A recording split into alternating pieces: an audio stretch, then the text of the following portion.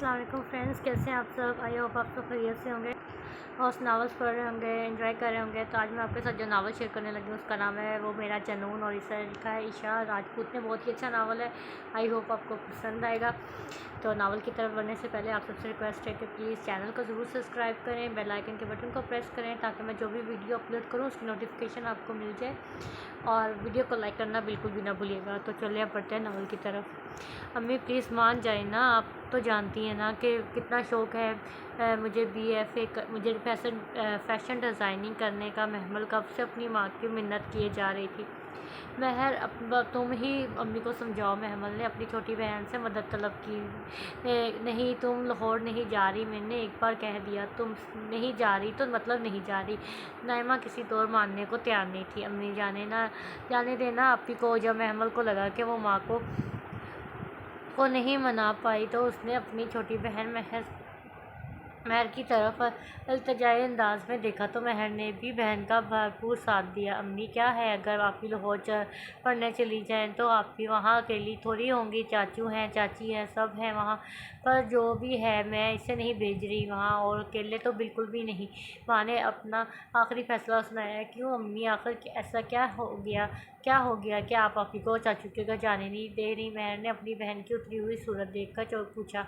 उसको ना भेजने की सबसे बड़ी वजह इसकी हरकतें हैं, जो ये आए दिन कि इसकी शिकायतें हैं। कभी ये किसी के घर का शीशा तोड़ कर आ जाती है, तो कभी लोगों के घरों की बेल बजा कर आ जाती है।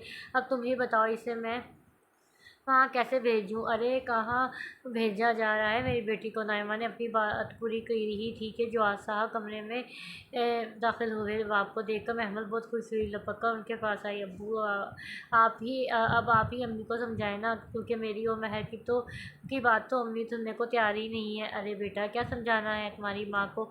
जवाद साहब ने बेटी के सर पर प्यार से हाथ रखते हुए कहा। अब्बू अभी लाहौर जाकर आगे पढ़ना चाहती हैं, मगर अम्मी मान ही नहीं रही। महर ने उलझे हुए लहजे में कहा। बस इतनी सी बात। जवाद साहब ने अपनी दोनों बेटियों को मुस्कुरा कर देखते हुए कहा। अब आप ही दोनों को के साथ मिल जाइए, बजाय इनको समझाने के। नाइमा ने उलझ कर कहा। क्या हो गया है, बच्ची पढ़ना चाह रही है तो ना तो पढ़ने दो। जवाद साहब ने नाइमा को समझाने की कोशिश की। मुझे इसके पढ़ने से कोई मसला नहीं है, मसला मुझे इसके आए दिन की शिकायतों से है। नाइमा ने महमल की तरफ देखते हुए सर्द लहजे में कहा। महमल माँ की बात सुनकर नाइमा के पास आई और उसका हाथ पकड़कर करने लगी। अम्मी, मेरी प्यारी अम्मी, मैं ऐसी कोई हरकत नहीं करूँगी, पक्का अम्मी, प्लीज़ मान जाएं। महमल आज ठान ली थी कि अम्मी को मनाकर ही दम लेगी, और वो इसमें काफ़ी कामयाब भी हो चुकी थी। अब नाइमा अकेली एहतजाज करके क्या करती, तो मान गई और हथियार डाल दिए। अच्छा भाई, तुम लोग जीते हो अम्मी, इसका मतलब आप मान गई। महमल ने माँ को गले लगाते हुए कहा। नाइमा ने महमल को खुद से अलग किया और उसके सर पर बोसा दिया और उसे दुआ दी। अल्लाह तुम्हें कामयाब करे, आमीन। महमल ने माँ के हाथ पर बोसा लेते हुए कहा। वहाज हाउस में खूब रौनक लगी हुई थी। सब नौकर इधर उधर भागते हुए नजर आ रहे थे। वहाज भी बहुत खुश था, क्योंकि उनकी भतीजी उनके घर पर रहने आ रही थी। वो तो कब से चाहते थे कि उनकी भतीजी उनके साथ रहे, मगर इस ख्वाहिश का इज़हार उन्होंने अपने बेटे से कभी नहीं किया था। ऐसा नहीं था कि उनकी कोई औलाद नहीं थी। वहाज के दो बच्चे थे, रेहान और दवा, और जो आज के दो बच्चे थे, महर और महमल और महर। महमल अपनी काबिलियत की वजह से दोनों घरों की आंखों का तारा थी। महमल हर काम में माहिर थी। वो खाना अच्छा बनाती थी, बोर्ड में टॉप करती थी।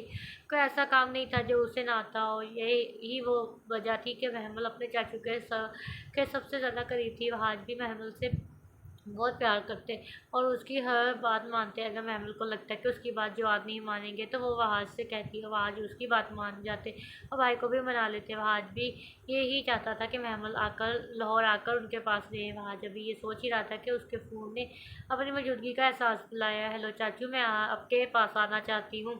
मैं BFA फैशन डिज़ाइन करना चाहती हूँ। प्लीज़ चाचू, मेरा यूनिवर्सिटी में दाखिला करवा दें प्लीज़ चाचू, मना मत कीजिएगा। महमल एक बार शुरू हुई तो रुकने का नाम ही नहीं ले रही थी। अच्छा हुआ बेटा जो तुमने खुद फ़ोन कर लिया, मैं अभी तुम्हें ही फ़ोन करने लगा था, बल्कि मैं खुद ही चाहता हूँ कि तुम लाहौर आ जाओ और आगे की पढ़ाई यहीं पूरी करो।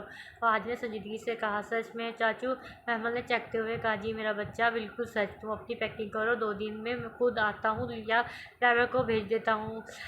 वहाज ने संजीदगी से कहा। थैंक यू चाचू, थैंक यू सो मच, महमल ने खुश लहजे में कहा। अच्छा बेटे, मुझे अभी एक ज़रूरी मीटिंग में जाना है, तो मैं बाद में कॉल करता हूँ। वहाज ने कलाई में पहनी घड़ी की तरफ देखते हुए ओके चाचू, मुझे भी पैकिंग करनी है, अल्लाह हाफिज़, महमल ने कहकर कॉल डिस्कनेक्ट कर दी।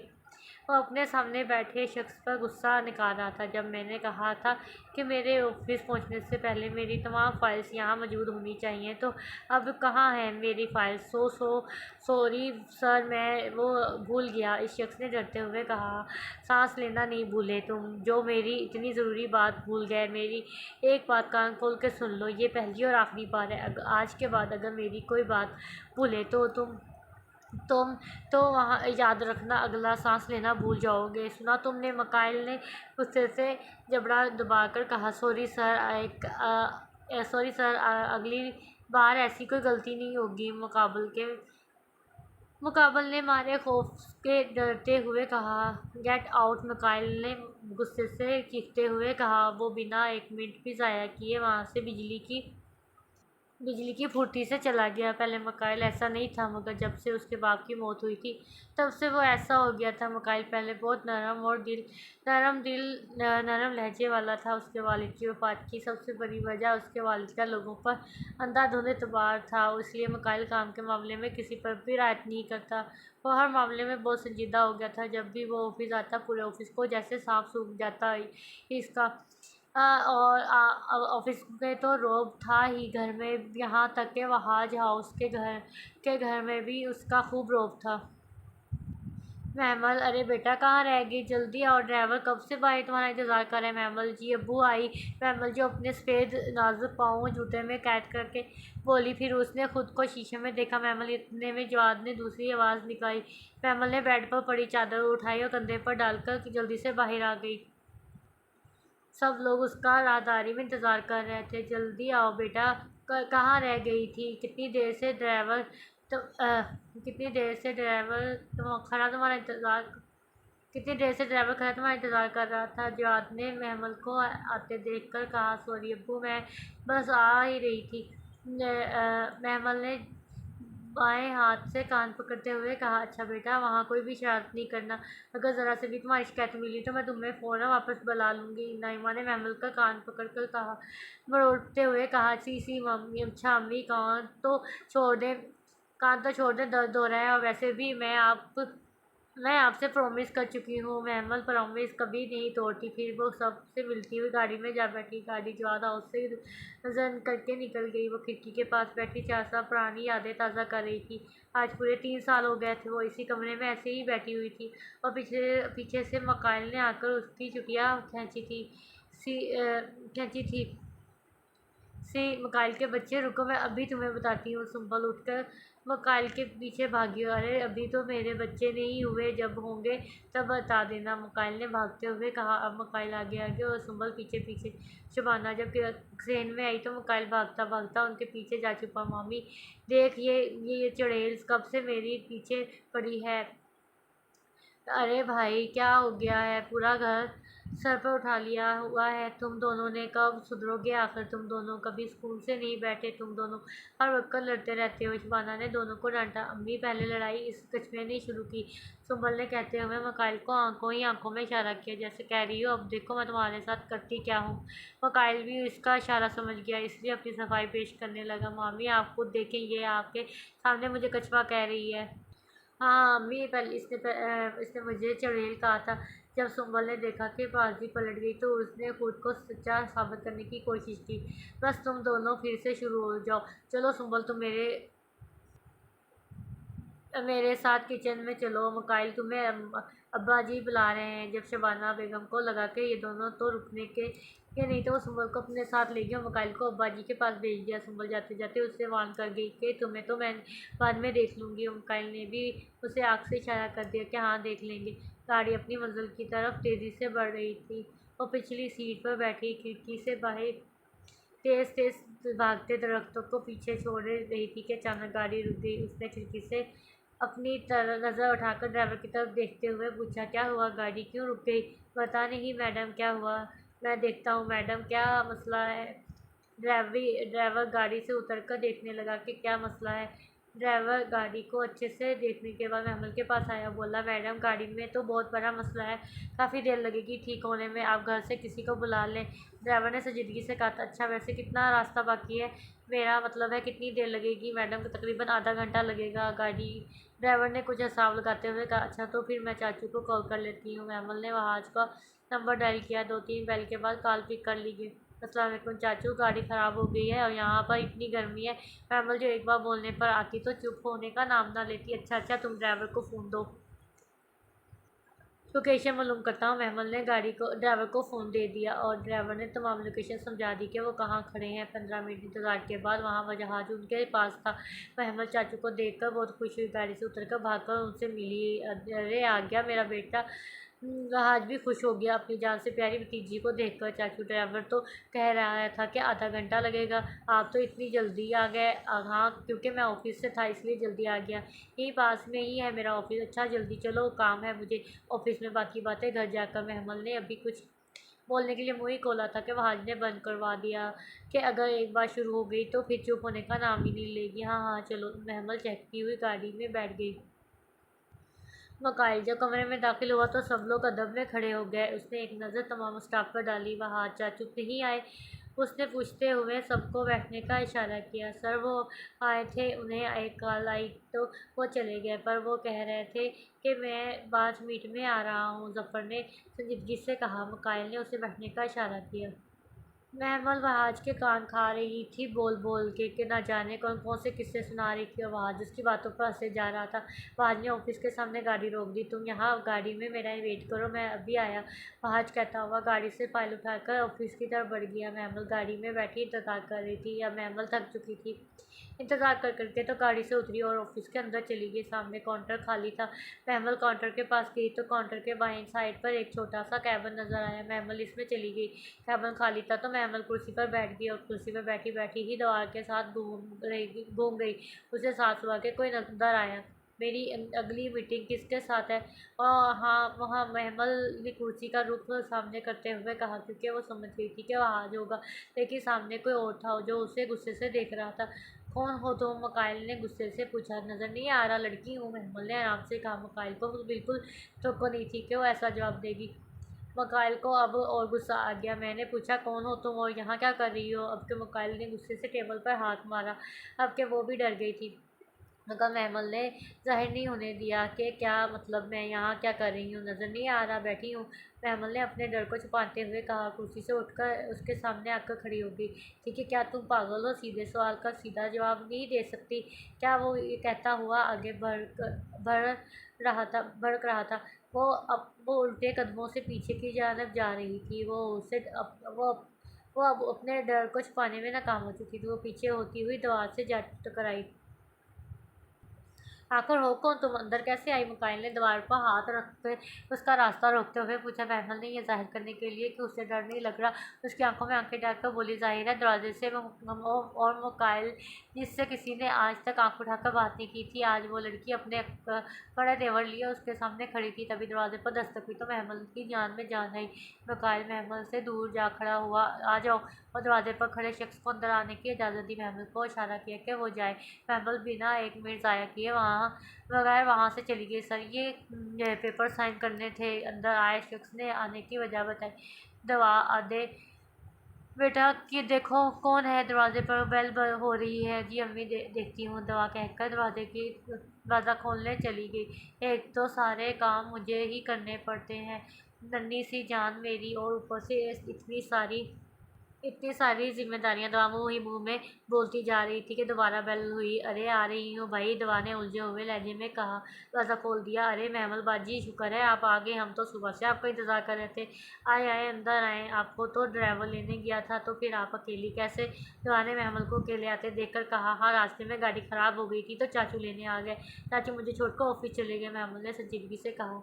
अम्मी अम्मी देखे कौन आया है? दुआ खुशी से माँ को आवाज़ लगाने लगी। फायजा नुकरानी को बच्चे हुए कबाब फ्राई करने और कुछ ज़रूरी हदायत देती हुई किचन से बाहर आ गई। अस्सलाम वालेकुम चाची, कैसी हैं आप?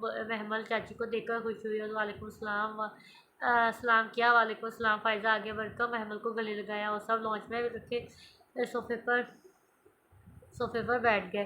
फ़ायज़ा आओ फ़ाखरा और फ़ायज़ा ने नौकरानी को आवाज़ लगाई। जी जी बेबी जी। और नौकरानी बोतल के जिन की तरह हाज़िर हो गई। ये बीबी का सामान अंदर रूम में रख कर आओ और सुनाओ बेटा, आने में क्या तकलीफ़ तो नहीं हुई? फ़ायज़ा ने नौकरानी को हिदायत दी और महमल से गोया हुई। नहीं चाची, तकलीफ़ तो कोई नहीं हुई, मगर हाँ रास्ते में आते हुए गाड़ी ख़राब हो गई थी। और फिर जो महमल ने बोलना शुरू किया, फ़ायज़ा ने ये कहकर चुप करवा दिया कि बाकी बातें खाना खाने के बाद अभी तुम अपने रूम में जाओ और फ्रेश हो जाओ। महमल भी इस बात में सर हिलाती अपने रूम में चली गई और फ्रेश होने। वकाइल अपने ऑफिस में कुर्सी की पूछ से सर टिकाए आंखें बंद किए महमल के बारे में सोच रहा था। उसकी खूबसूरत आंखें, वो नजर करता कांपता वजूद, वो इसके उल्टे सीधे जवाब ही। पागल लड़की, आज वो बतानी कितने सालों बाद मुस्कराया था जब से उसके साथ वो हादसा हुआ था। मकाइल तो हंसना ही भूल गया था। मकाइल महमल के बारे में सोच सोच कर हंस रहा था। अगर मकाइल के पास कोई और होता तो यकीनन उसे पागल कहता। अदे आज मेरा बेटा मुस्करा रहा है, खैर तो है? वहाज ने मकाइल को मुस्कुराते हुए देखकर कहा। अरे नहीं चाचू, ऐसे कोई बात नहीं है, नहीं है। आए ना आप बैठे, वहाज ने उठते हुए कहा। बैठ तो मैं जाऊंगा, पहले इन पेपर्स पर साइन कर दो। वहाज ने कलाई में पहनी घड़ी में टाइम देखते हुए कहा। क्या बात है चाचू, आज आप बहुत जल्दी में लग रहे हैं? मकाइल ने खोजती हुई नज़रों से देखते हुए कहा। अरे कुछ नहीं यार, बस घर में कुछ मेहमान आए हैं। वहाज ने कुछ ऐसे जाहिर किया जैसे वो जल्दी से जल्द घर पहुंचना चाहता हो। अच्छा मकाइल, तुम अभी इन पेपर्स का अच्छे से जायज़ा लो और हाँ शाम में घर आ जाना, मैं बाकी की डिटेल बता दूंगा। इस प्रोजेक्ट में ज़रा सी भी गलती हमें बड़े नुकसान से दो चार कर सकती है। अगर ये प्रोजेक्ट कामयाब हो गया तो हमें बहुत फ़ायदा होगा। मार्केट में इस प्रोजेक्ट की बहुत डिमांड है। ये तुम्हारी मेहनत है बेटा, जो आज ये प्रोजेक्ट हमारे हाथ में है। वहाज ने मकाइल के कंधे पर हाथ रखते हुए कहा। अरे नहीं चाचू, इसमें आपकी मेरी या बल्कि हमारे पूरे स्टाफ की मेहनत है। मकाइल ने संजीदगी से कहा। अच्छा बेटा, अब मैं चलता हूँ, शाम में घर आना तो फिर बात करते हैं। वहाज कहता हुआ गाड़ी की कीज उठाता बाहर निकल आया। मकाइल फिर कुछ सोचकर मुस्कुराया। हम पर नफरत लाजम है जनाब, वरना मोहब्बत हो जाएगी।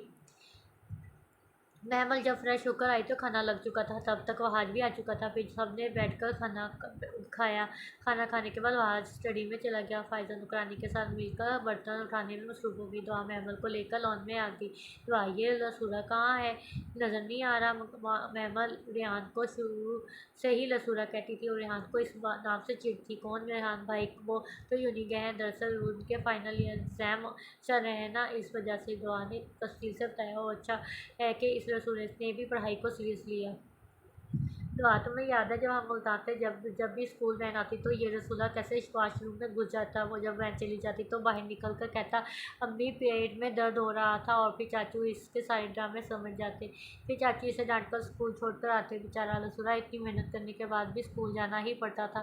तो मैम और यहाँ के बचपन की बातें याद करके हंस रही थी। अच्छा, और आप क्या करती थी? सारा साल मस्ती में गुजार देती और पेपर्स के 2 महीने पहले किताबी कीड़ा बनी रह जाती और अच्छे नंबर लेकर सबकी चहेती बन जाती। और आपके अच्छे नंबर लेने पर घर वाले मुझे बातें सुनाते। रिहान जो पीछे खड़ा उनकी बातें सुन रहा था, तब कर बोला और आप और अपने दिल की निकाली। अरे रसूले, तुम तो ऐसे ही खामखा नाराज़ हो रहे हो, हम तो बस वैसे ही बातें कर रहे थे। आओ मैं हमारे पास बैठो। महमल ने जब देखा कि रेहान को गुस्सा आ गया तो उसे बनाने लगी। महमल, पहले तो मुझे रसूला कहना बंद करो, मेरा नाम रेहान है। रेहान, वहाज, और हाँ दूसरी बात, मुझे पता है कि आप लोगों ने यहाँ बैठकर फजूल बातें ही करनी है। मुझे कोई शौक़ नहीं फजूल बातों से सुनने का। कल मेरा टेस्ट है तो मैं जा रहा हूँ अपने टेस्ट की तैयारी करने। और हाँ, रेहान जाते जाते रुका था और बगैर मुड़े कहा था, डोंट डिस्टर्ब मी। रेहान वैसे तो महमूद से छोटा था, मगर ज़्यादातर वो इसका नाम ही लेता था। अभी वो उससे कभी कभार ही कहता था।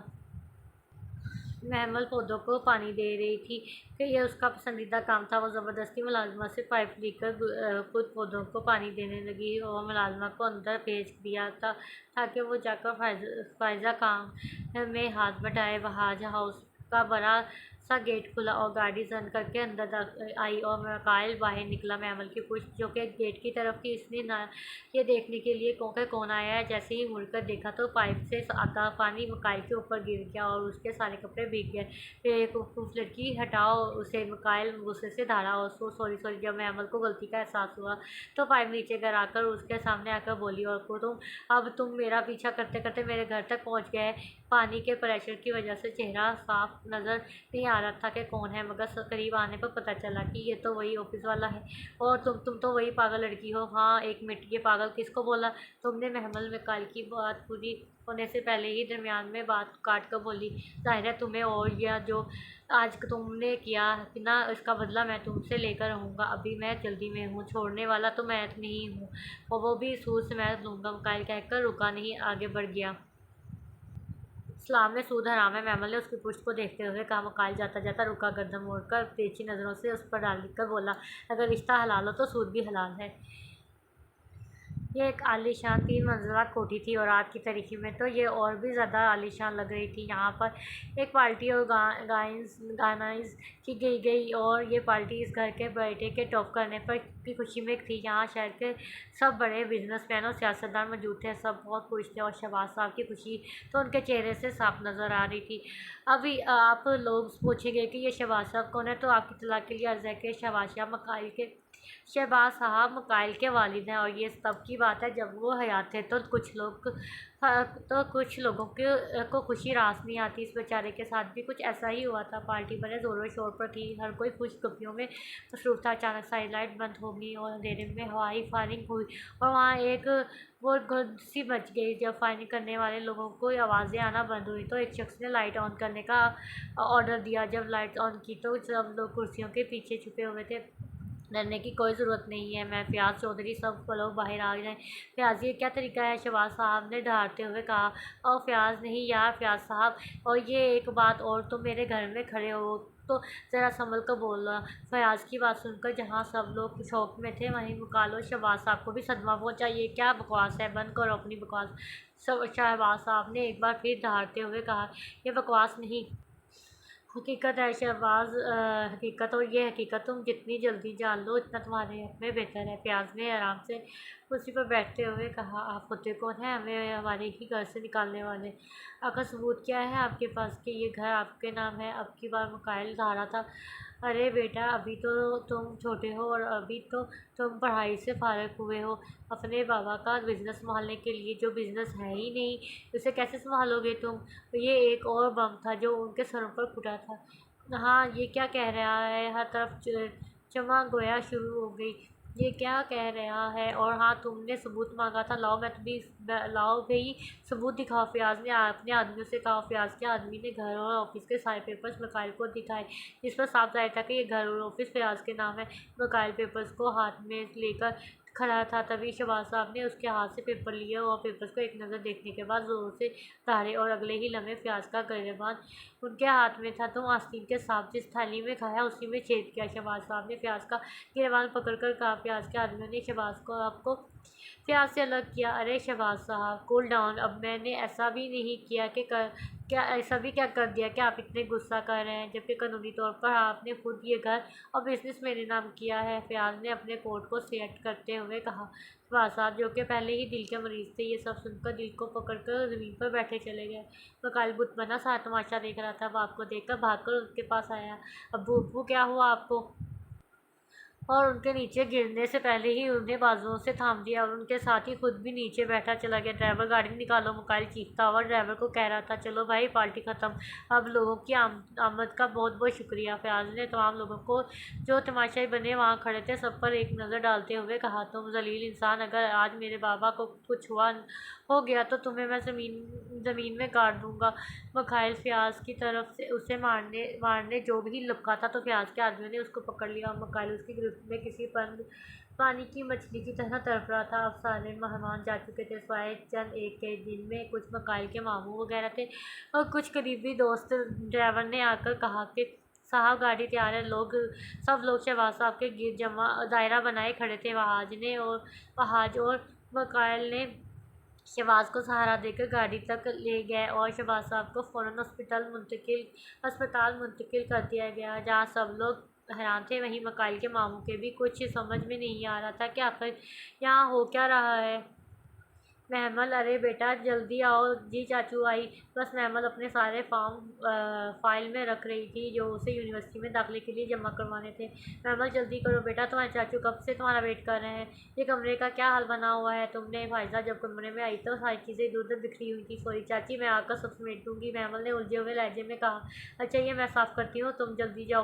फायजा ने प्यार से महमल के कंधे को सुझाते हुए कहा। थैंक यू सो मच चाची, आप कितनी अच्छी हैं। महमल ने फायजा के कंधे पर बाजू फैलाते हुए कहा। अच्छा ये प्यार बाद में, अभी जाओ देर हो रही है। फायजा ने उसे याद करवाया कि उसे जाना है। जिस तरह वहाज महमल को अपनी बेटी समझता था, इसी तरह फायजा भी महमल से बहुत प्यार करती थी। बचपन में महमल को जब उसकी मामा डांट देती तो वो फायजा के पास आ जाती और फायजा भी उसे खूब प्यार देती। इसी तरह फायजा जब या रेहान को डांट देती तो वो दोनों अपनी बड़ी मामा के पास चले जाते। नाइमा और फायजा भी तो दोनों अलग अलग ख़ानदान की थी, मगर दोनों में प्यार सगी बहनों से बढ़कर था और उनके आगे उनके बच्चों में भी ऐसे ही प्यार था। महमल का यूनिवर्सिटी में दाखिला हो चुका था, उसकी क्लासेस भी स्टार्ट हो चुकी थी। अब वो लॉन्च में बैठी अपनी काम कर रही थी कि उसका पेन चलना बंद हो गया। तभी मकाइल लॉन्च में इंटर हुआ। जब वो अपने पेन के साथ मसरूफ़ थी, महमल ने पेन के पीछे हिस्से पर दबाव डाला तो पेन की इंक मकाइल की शर्ट पर गिर गई और उसकी सफ़ेद शर्ट नीली हो गई। मकाइल ने पहले शर्ट को फिर गुस्से से महमल को देखा। पागल लड़की, अकल नहीं है क्या तुम्हें। मकाइल गुस्से से धारा। गलती आपकी है, आप रास्ते में खड़े थे। महमल ने चौड़े होकर कहा कि जैसे हकीकत में गलती मकाइल की ही हो। अरे मकाइल बेटा, ये तुम्हारी शर्ट, ये ज़रूर इसकी शरारत होगी। कहाँ गई। अभी तो यहीं थी। फायजा जो कि महमल की आवाज़ सुनकर ही बाहर आई थी, वो महमल को डांटने ही वाली थी कि महमल वहाँ से गायब हुई। अच्छा चलो तुम मेरे साथ आओ, मैं तुम्हें रिहान की शर्ट दे देती हूँ, तुम चेंज कर लो और उसे तो बाद में देखूंगी। फायजा ने आखिरी अल्फाज ऐसा से कहे थे, मगर मकाइल ने सुन लिया था। मकाइल महमल की इस हरकत पर हैरान था कि ऐसे 1 मिनट में कहाँ गायब हो गई। महमल कमरे में आकर शुक्र मना रही थी कि उसने चाची को आते देख लिया था, वरना इस क्रूज के सामने अच्छी खासी इंसल्ट हो जानी थी। जब वो कमरे में आई तो दवा बेड पर बैठी मोबाइल यूज़ कर रही थी। दवा, एक बात तो बताओ, ये शख्स कौन है जो बाहर आया हुआ है। महमल ने दवा के पास बैठे हुए पूछा। कौन कौन आया हुआ है भाई। दवा ने सवालिया नज़रों से देखते हुए कहा। अरे वही जो उस दिन भी आया था जब मैं यहाँ आई थी। महमल ने दवा को याद करवाते हुए कहा। अरे अरे वो तो मकाइल भाई हैं। दवा ने चखते हुए कहा। ये मकाइल कौन। महमल आंखों को छोटा करके बोली। मकाइल भाई बाबा के फ्रेंड्स के बेटे हैं और बाबा के बिजनेस पार्टनर भी। और एक बात, वो बहुत गुस्से वाले हैं, गुस्सा तो जैसे उनके नाक पर बैठा हुआ रहता है। दवा ने तफसील से बताया। अच्छा, महमल ने कुछ सोचते हुए कहा। अरे महमल बेटा, शुक्र है तुम आ गई। मैं अभी यही सोच रही थी कि ये चाय किसके हाथ भिजवाऊँ। एक ये फाफड़ा पता नहीं कहाँ है। फायजा महमल को आते देखकर बोली। कोई बात नहीं चाची, मैं दे आती हूँ। महमल कहते साथ ही ट्रे उठाकर जाने लगी। वैसे देकर कहाँ आनी है। महमल जाते जाते रुक कर बोली। ड्राइंग रूम में, फायजा ने मसरूफ़ अंदाज में कहा। महमल ट्रे को घुमाते हुए लेकर जा रही थी। 2 बार तो ट्रे गिरते गिरते बची। आखिरकार महमल ड्राइंग रूम तक पहुँच ही गई, वो भी बिना ट्रे गिराए। महमल नोक करती हुई अंदर चली गई। अरे महमल बेटा, वहाज की पुश्त जो कि दरवाजे की तरफ थी तो उन्होंने गर्दन को तिरछा करके देखा तो महमल को प्यार से पुकारा। महमल ने चाय सोफे की साइड टेबल पर रख दी, क्योंकि सामने वाली टेबल पर कुछ नक्शे बिखरे पड़े थे। महमल ने ऐसे जाहिर किया जैसे वहाँ जो महमल के अलावा कोई तीसरा है ही नहीं। महमल ने मकाइल को फुल टाइम इग्नोर किया और मकाइल जो ये बात बहुत बुरी लगी। मकाइल ने सवालिया नज़रों से पहले वहाज को देखा, फिर महमल को, और मैं तो तुम दोनों का तारुफ करवाना ही भूल गया। वहाज जो कि मकाइल की नज़रों का ज़ाविया समझ गया था, जैसे सब कुछ याद आने पर बोला। मकाइल, ये है महमल मेरी भतीजी और महमल और मेरी सबसे लाडली बेटी। और महमल, ये है मकाइल मेरे दोस्त नमा भाई का बेटा और मेरा दायां बाजू। आज ने दोनों का तारुफ करवाया। चीनी कितनी लेंगे आप। महमल ने मसरूफ़ लहजे में पूछा। 1 चम्मच। मकाइल ने भी सरसरी सा जवाब दिया। महमल उन्हें चाय देने के बाद नक्शों को गौर से देखने लगी। क्या हुआ बेटा। वहाज उसे यूँ खड़ा देख कर बोला। चाचू, अगर आप इजाज़त दें तो मैं कुछ कोई हेल्प करूँ। महमल की नज़र अब भी नक्शों पर ही थी। ज़रूर बेटा, लेकिन तुम हमारी हेल्प कैसे? फहाद ने उलझे हुए लहजे में कहा। ऐसे उलझन का शिकार मकाइल भी था। जहाँ तक मेरी समझ में आया, आप लोगों यहाँ पर माल बनाना चाह रहे हैं और यहाँ पर कॉलोनी। अगर आप यहाँ कॉलोनी बनाएंगे, क्योंकि देखा जाए तो ये एरिया कुछ साफ है और यहाँ पार्क और रेस्टोरेंट होने की वजह से इस कॉलोनी की वैल्यू कीमत भी बढ़ जाएगी, जिससे हमें बहुत फ़ायदा होगा। और रही बात माल की, तो आप लोग माल यहाँ बनाएं जहाँ पर आप कॉलोनी की बैक साइड बना रहे हैं, क्योंकि हम कॉलोनी अब यहाँ बना रहे हैं। इससे ये होगा कि एक तो माल कॉलोनी के पास हो जाएगा और दूसरा, इस रोड पर ट्रैफिक बहुत होती है, तो हमें यहाँ माल बनाने से ज़्यादा फ़ायदा होगा। महमल एक स्टेक हाथ पे पकड़े फैले हुए नक्शे पर रखकर अपना मशवरा दे रही थी और मकाइल उसके हलते लोगों को देखकर रहा था। लिपस्टिक से पाक हल्के गुलाबी लब। क्यों मकाइल, क्या कहते हो? वहाज की नज़र अभी भी नक्शों पर ही थी। हाँ हाँ जी जी, जैसे आपको ठीक लगे। मकाइल वहाज के कंधा हिलाने पर होश में आया और घबरा कर बोला। वहाज मकाइल के इस तरह बढ़ाने पर हल्के से मुस्कुरा दिया। महमल भी चाय के बर्तन उठाती वहाँ से चली गई। महमल के जाने के बाद वहाज ने महमल का दिया हुआ मशवरा मकाइल को समझाया। मकाइल को भी महमल का आइडिया पसंद आया। जब महमल ने कहा था कि मैं कोई हेल्प करूँ, वो भी ये करे ही ना दे कहीं कोई हेल्प। अकल तो इसमें है नहीं, बेवकूफ़ लड़की। मकाइल ने दिल में सोचा। कहा नहीं, लेकिन अब उसी का आइडिया उसे पसंद आया। वहाज का फ़ोन आ गया तो वो फ़ोन सुनने बाहर चला गया। मकाइल महमल के बारे में सोचने लगा। अजीब सी लड़की है, कभी इतनी बेवकूफ़ तो कभी इतनी मैच्योर, कभी इतनी चालाक तो कभी इतनी मासूम। मकाइल महमल के साथ होने वाली टकराव को याद करके सोच रहा था। महमल दबे पाँव कमरे में दाखिल हुई। सामने रेहान औंधे मुँह सोया पड़ा था। वह चुपके से उसके पाँव पास गई और अपने स्याही से भरे हुए हाथ का आहिस्ता से उसके मुंह पर फेरने लगी और उसका सारा मुंह काला कर दिया। वो इसके कमरे से निकलकर किचन में फायजा के पास आ गई, जहाँ वो नाश्ता बना रही थी। चाची, कोई हेल्प करवाऊँ? अरे नहीं बेटा, मैं कर लूँगी, बहुत बहुत शुक्रिया, फायजा ने मुस्कुराते हुए कहा। अरे अरे, ऐसे क्या हुआ है? ये तो रेहान की आवाज़ थी ना, फायजा ने घबराते हुए कहा। पता नहीं चाची, चले देखते हैं क्या हुआ है, कामल ने अपनी हंसी रोकते हुए कहा। जब वो रेहान के कमरे में पहुंचे तो वहाजो दवा वहाँ पर पहले ही मौजूद थे। क्या हुआ? फायजा ने वहाजो दवा की तरफ देखते हुए पूछा। रेहान की पीठ उस सब की तरफ थी। रेहान मुड़ा और रेहान का चेहरा इन सब के सामने था। सब रेहान को देखकर हंसने लगे, क्योंकि रेहान के पूरे चेहरे पर स्याही लगी हुई थी। स्वाए आंखों और होठों को छोड़कर वहाज और फायजा हंसते हुए वहाँ से चले गए। अब दवा महमल वहीं खड़ी हंस रही थी। क्या खड़ी खड़ी कर लगाई हुई है, चल भाग यहाँ से। रेहान ने दवा पर गुस्सा उतारा और दवा डांट खाने के बाद मुँह लटकाकर वहाँ से चली गई। और तुम महमल की बच्ची, मुझे पता है ये तुम्हारा ही काम है। नहीं, मैंने तो कुछ नहीं किया, महमल ने मासूमियत से कहा। ओ, बड़ी मासूम बन रही हो। मैंने तो कुछ नहीं किया। रेहान ने उसकी नकल उतारी। साफ पता चल रहा है तुमने किया है। देखो तुम्हारे हाथ पर। बस रेहान के इतना या कहने की देर थी कि महमल ये जा वो जा। महमल हाथ साफ करने भूल गई थी। महमल की बच्ची, रुक, तुझे मैं अभी बताता हूँ, रेहान कहते साथ ही उसके पीछे भागा। रेहान और महमल लॉन्च में सोबो के आगे पीछे भाग रहे थे। महमल भागती भागती किसी से जा टकराई और ईशरफ ने महमल को बाजू से पकड़ लिया। ओ तेरी मकाइल भाई। रेहान ने मकाइल को देखकर सर खुचाया और लब काटने लगा, वहाँ से भाग गया। जब महमल मकाइल से टकराई तो उसके हाथ मकाइल के चौड़े सीने पर लगे। महमल के हाथों की स्याही लगी हुई थी और इस वजह से मकाइल की शर्ट पर निशान छोड़ गए। मकाइल ने बाजों से पकड़ा था। अब वो इसकी आंखों में आंखें डाले उसे देख रहा था। कुछ देर उसे देखने के बाद वो खामोशी से वहाँ से चला गया। हाँ, उससे क्या हुआ? बार बार बच्ची। आज तो महमद ने मुंह से फूक निकालते हुए कहा। इश्क करने का इरादा न था, वह खुदा हो गया देखते देखते। मकाइल आईसीयू के बाहर बेचैनी से इधर से उधर चक्कर लगा रहा था। मकाइल बेटा बैठ जाओ, इंशाल्लाह शहबाज को कुछ नहीं होगा। आवाज़ ने मकाइल को तसल्ली दी।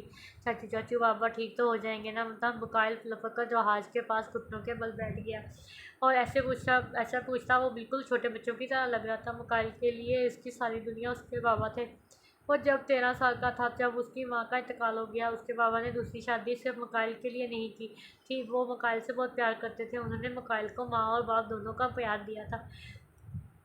उसकी माँ के इंतकाल के बाद भी शहबाज साहब ने उससे किसी भी रिश्ते से दूर नहीं की रखा था। शहबाज साहब मुकाइल को हर छुट्टियों पर उसके मामू के घर ले जाते थे। वो भी मामू के घर जाकर बहुत खुश होता। सुंबल से भी उसकी काफ़ी अच्छी दोस्ती थी। सुंबल उसके बड़े मामू की बेटी थी। मकाइल वहाज के पास बैठा था और वहाज उसे तसलियाँ दे रहा था। तभी आईसीयू का दरवाज़ा खुला। पेशेंट अब खतरे से बाहर है, डॉक्टर ने आकर अपने प्रोफेशनल अंदाज में बताया। डॉक्टर की बात सुनकर मकाइल वह डॉक्टर की तरफ लपका। क्या मैं डॉक्टर बाबा से मिल सकता हूँ? मकाइल ने बेबसी से पूछा। नहीं, अभी वो बेहोश हैं। आधे घंटे तक उन्हें होश आ जाएगा तो आप उनसे मिल सकते हैं।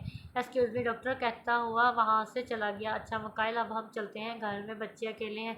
मकाइल का बड़ा मामू उसके पास आया और जाने की इजाज़त मांगी। अच्छा है, हम शहबाज के होते हैं के होश में आने से पहले ही यहाँ से चले जा, वरना ये दोनों बाप बेटा हमारे साथ जाने के लिए तैयार हो जाएंगे।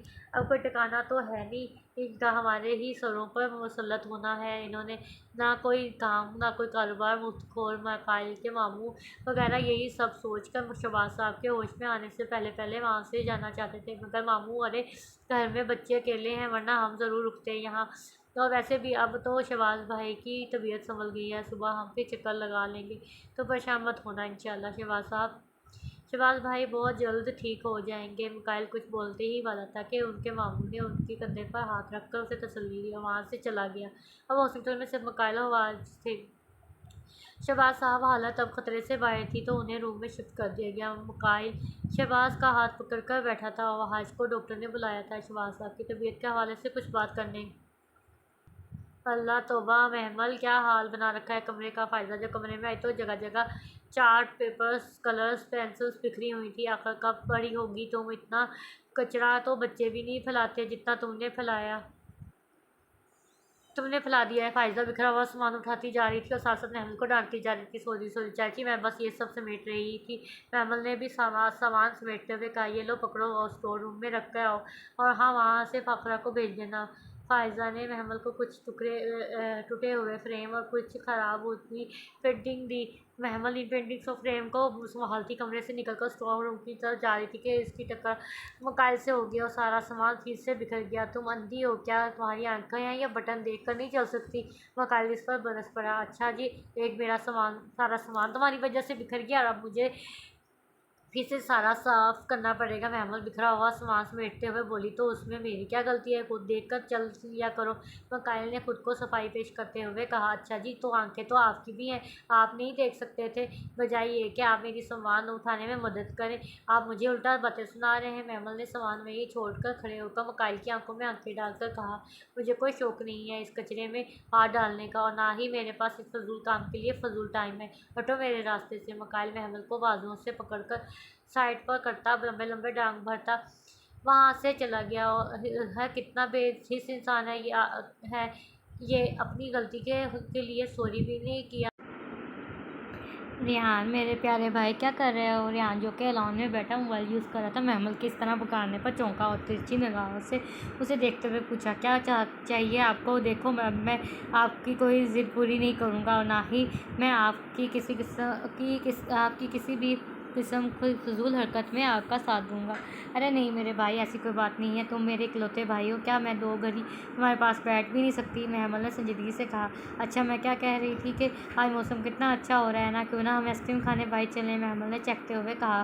कोई ज़रूरत नहीं है कहीं जाने की, आराम से घर बैठो। वैसे भी मेरा एग्ज़ाम्स चल रहे हैं तो मैं कहीं नहीं जा रहा। रेहान ने साफ साफ इनकार करके वहाँ से लंबे लंबे डग भरता चला गया। महमल मुँह खोले उसकी पुश्त देखती रह गई।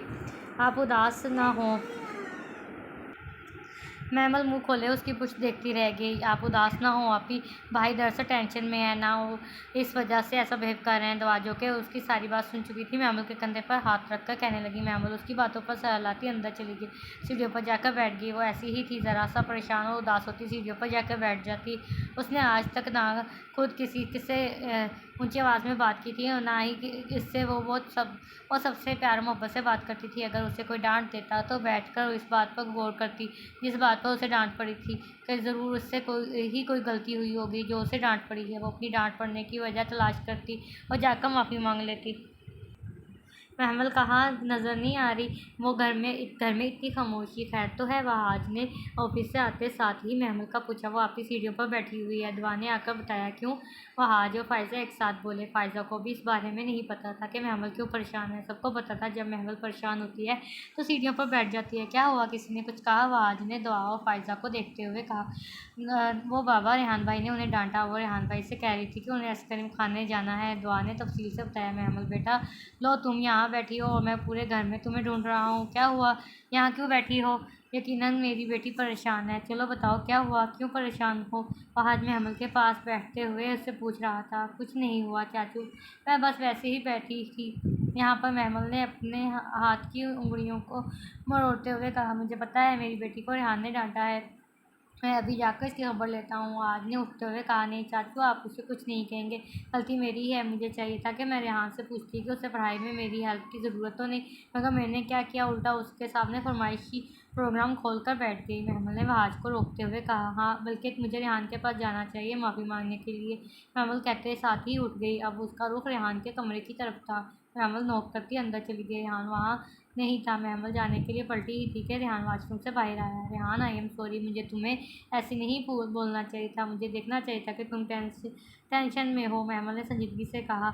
नहीं आपकी गलती मेरी है, मैं बेशक टेंशन में था, मगर मुझे अपना गुस्सा आप पर नहीं निकालना चाहिए था। आप भी मुझे माफ़ कर दें। रेहान को भी अपनी गलती का एहसास हुआ। महमल यूनी के गेट पर खड़ी ड्राइवर का वेट कर रही थी। जब उसके सामने बड़ी सी गाड़ी आकर रुकी, गाड़ी में बैठे शख्स को देखकर महमल चौंकी। दरा सी जल्दी बैठो गाड़ी में, मुझे देर हो रही है। महमल, तुमने से कह रहा हूँ जल्दी बैठो यार। मुकाइल ने गाड़ी का शीशा नीचे करते हुए कहा। आप क्यों आए हैं मुझे लेने? मैं नहीं जा रही आपके साथ, महमल ने ज़िद्दी लहजे में कहा। दरअसल मैं अभी किसी भी किस्म की फजूल बहस के मूड में नहीं हूँ। प्लीज़ गाड़ी में बैठ जाओ, मुकाइल ने सर्द लहजे में कहा। आपके साथ जाने से बेहतर है मैं कैब में चली जाऊँ। और ये क्या आपने डरासी लगा रखा है? मेरा नाम महमल है। महमल को गुस्सा आया मुकाइल के उस नाम से पुकारने पर। डरासी, मैं पहले भी कह चुका हूँ मेरे पास ज़्यादा वक्त नहीं है इस फजूल बहस का, तो तुम्हारे लिए बेहतर यही है कि तुम चुप करके गाड़ी में बैठ जाओ, वरना मैं बाहर आ गया तो तुम्हारा ही तमाशा बनना है तुम्हारी यूनी के सामने। मुकाइल ने महमूद को वार्न किया। ये खड़ूस है भी ऐसा, अगर इसने कोई ऐसी वैसी हरकत कर दी तो मेरी तो यूनी में ही बनी बनाई इज्जत का फलूदा हो जाएगा। महमल भी ये सोचते हुए गाड़ी की पिछली सीट पर बैठ गई। मुकाइल ने बैक मिरर में इसे गुस्से से देख के आगे आओ, मैं तुम्हारा ड्राइवर नहीं हूँ, मुकाइल ने सर्द लहजे में कहा। नहीं आ रही मैं, आगे क्या कर लेंगे आप? महमल ने सीने पर हाथ बांधते हुए कहा। आगे आओ, मुझे तुमसे कुछ बात करनी है, मुकाइल ने बैक मिरर से देखते हुए कहा। अच्छा, यहाँ से भी हो सकती है, आगे आने की क्या ज़रूरत है? आप बोले, मैं सुन रही हूँ, महमल ने मसरूफ़ लहजे में कहा। डरासी ने कहा, आगे आके बैठो। नहीं आ रही मैं आगे। दोनों ही अपनी ज़िद पर अड़े हुए थे। मुकाइल गाड़ी से उतरा और गाड़ी का पीछे का दरवाज़ा खोलकर महमल को एक झटके से खींचकर बाहर निकाला। गाड़ी से उसकी पुश्त को लगा दिया। सुनो, मैं तुम्हें अपना दूसरा रूप ज़ाहिर करना नहीं चाहता, तो तुम्हारे लिए बेहतर यही है कि जो मैं कहता हूँ उसे बगैर ज़िद किए मान जाओ। मुकाइल ने गुस्से जबड़े को दबाते हुए कहा। फ्रंट सीट पर महमल को बैठा दिया और खुद ड्राइविंग सीट संभाली। महमल ने भी खामोश रहने में ही आफियत जानी। मुकाइल ने गाड़ी एक सुनसान जगह पर रोक दी। क्या हुआ, आपने गाड़ी क्यों रोक दी? महमल ने घबराते हुए पूछा। मुझे तुमसे बात करनी दरासी।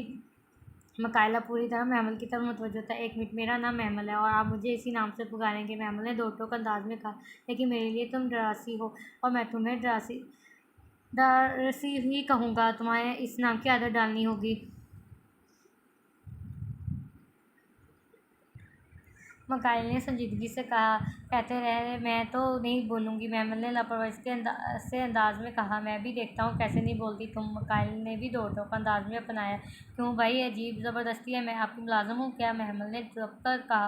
मुलाजम नहीं हो तुम मेरी। मुकाइल ने महमल के हाथ पर हाथ रखते हुए कहा। क्या बकवास है ये? महमल ने एक झटके से हाथ खींचते हुए कहा। बकवास नहीं, हकीकत है, यही बात मैं आज चाचू से करने वाला हूँ। मुकाइल ने आराम से कहा। क्या मतलब है आपका? कौन सी बात? महमल ने चौंक कर पूछा। मेरे और तुम्हारे निकाह की बात। नहीं, मैं आपसे निकाह नहीं करूँगी, मैं चाचू को इनकार कर दूँगी, मुझे नहीं करनी आपसे शादी। मत महमल अपनी ही धुन में बोली जा रही थी, गरासी बस शादी तो तुम्हें मुझसे ही करनी पड़ेगी। मुकाइल ने महमल की आंखों में आंखें डालकर कहा, क्यों आप क्या दुनिया के आखिरी मर्द हैं? महमल ने सीने पर हाथ बांधते हुए कहा, मैं चाहे आखिरी मर्द हूँ या पहला, शादी तो तुम्हें मुझसे ही करनी पड़ेगी। मुकाइल ने चिबा चिबा कर कहा, मैं तो नहीं कर रही आपसे शादी, मैं आपको अभी इनकार करती हूँ। और हाँ, ओह हेलो, मैं तुमसे पूछ नहीं रहा कि तुम मुझसे शादी करोगी या नहीं, मैं तुम्हें बता रहा हूँ। हाँ, इस जुमे हमारा निकाह है, तैयार रहना, आऊँगा तुम्हें लेने। मुकाइल ने आखिरी जुमला शरारती अंदाज में कहा। मैं तो भी चाचू को साफ साफ इनकार कर दूँगी, महमूद ने ज़िद्दी लहजे में कहा।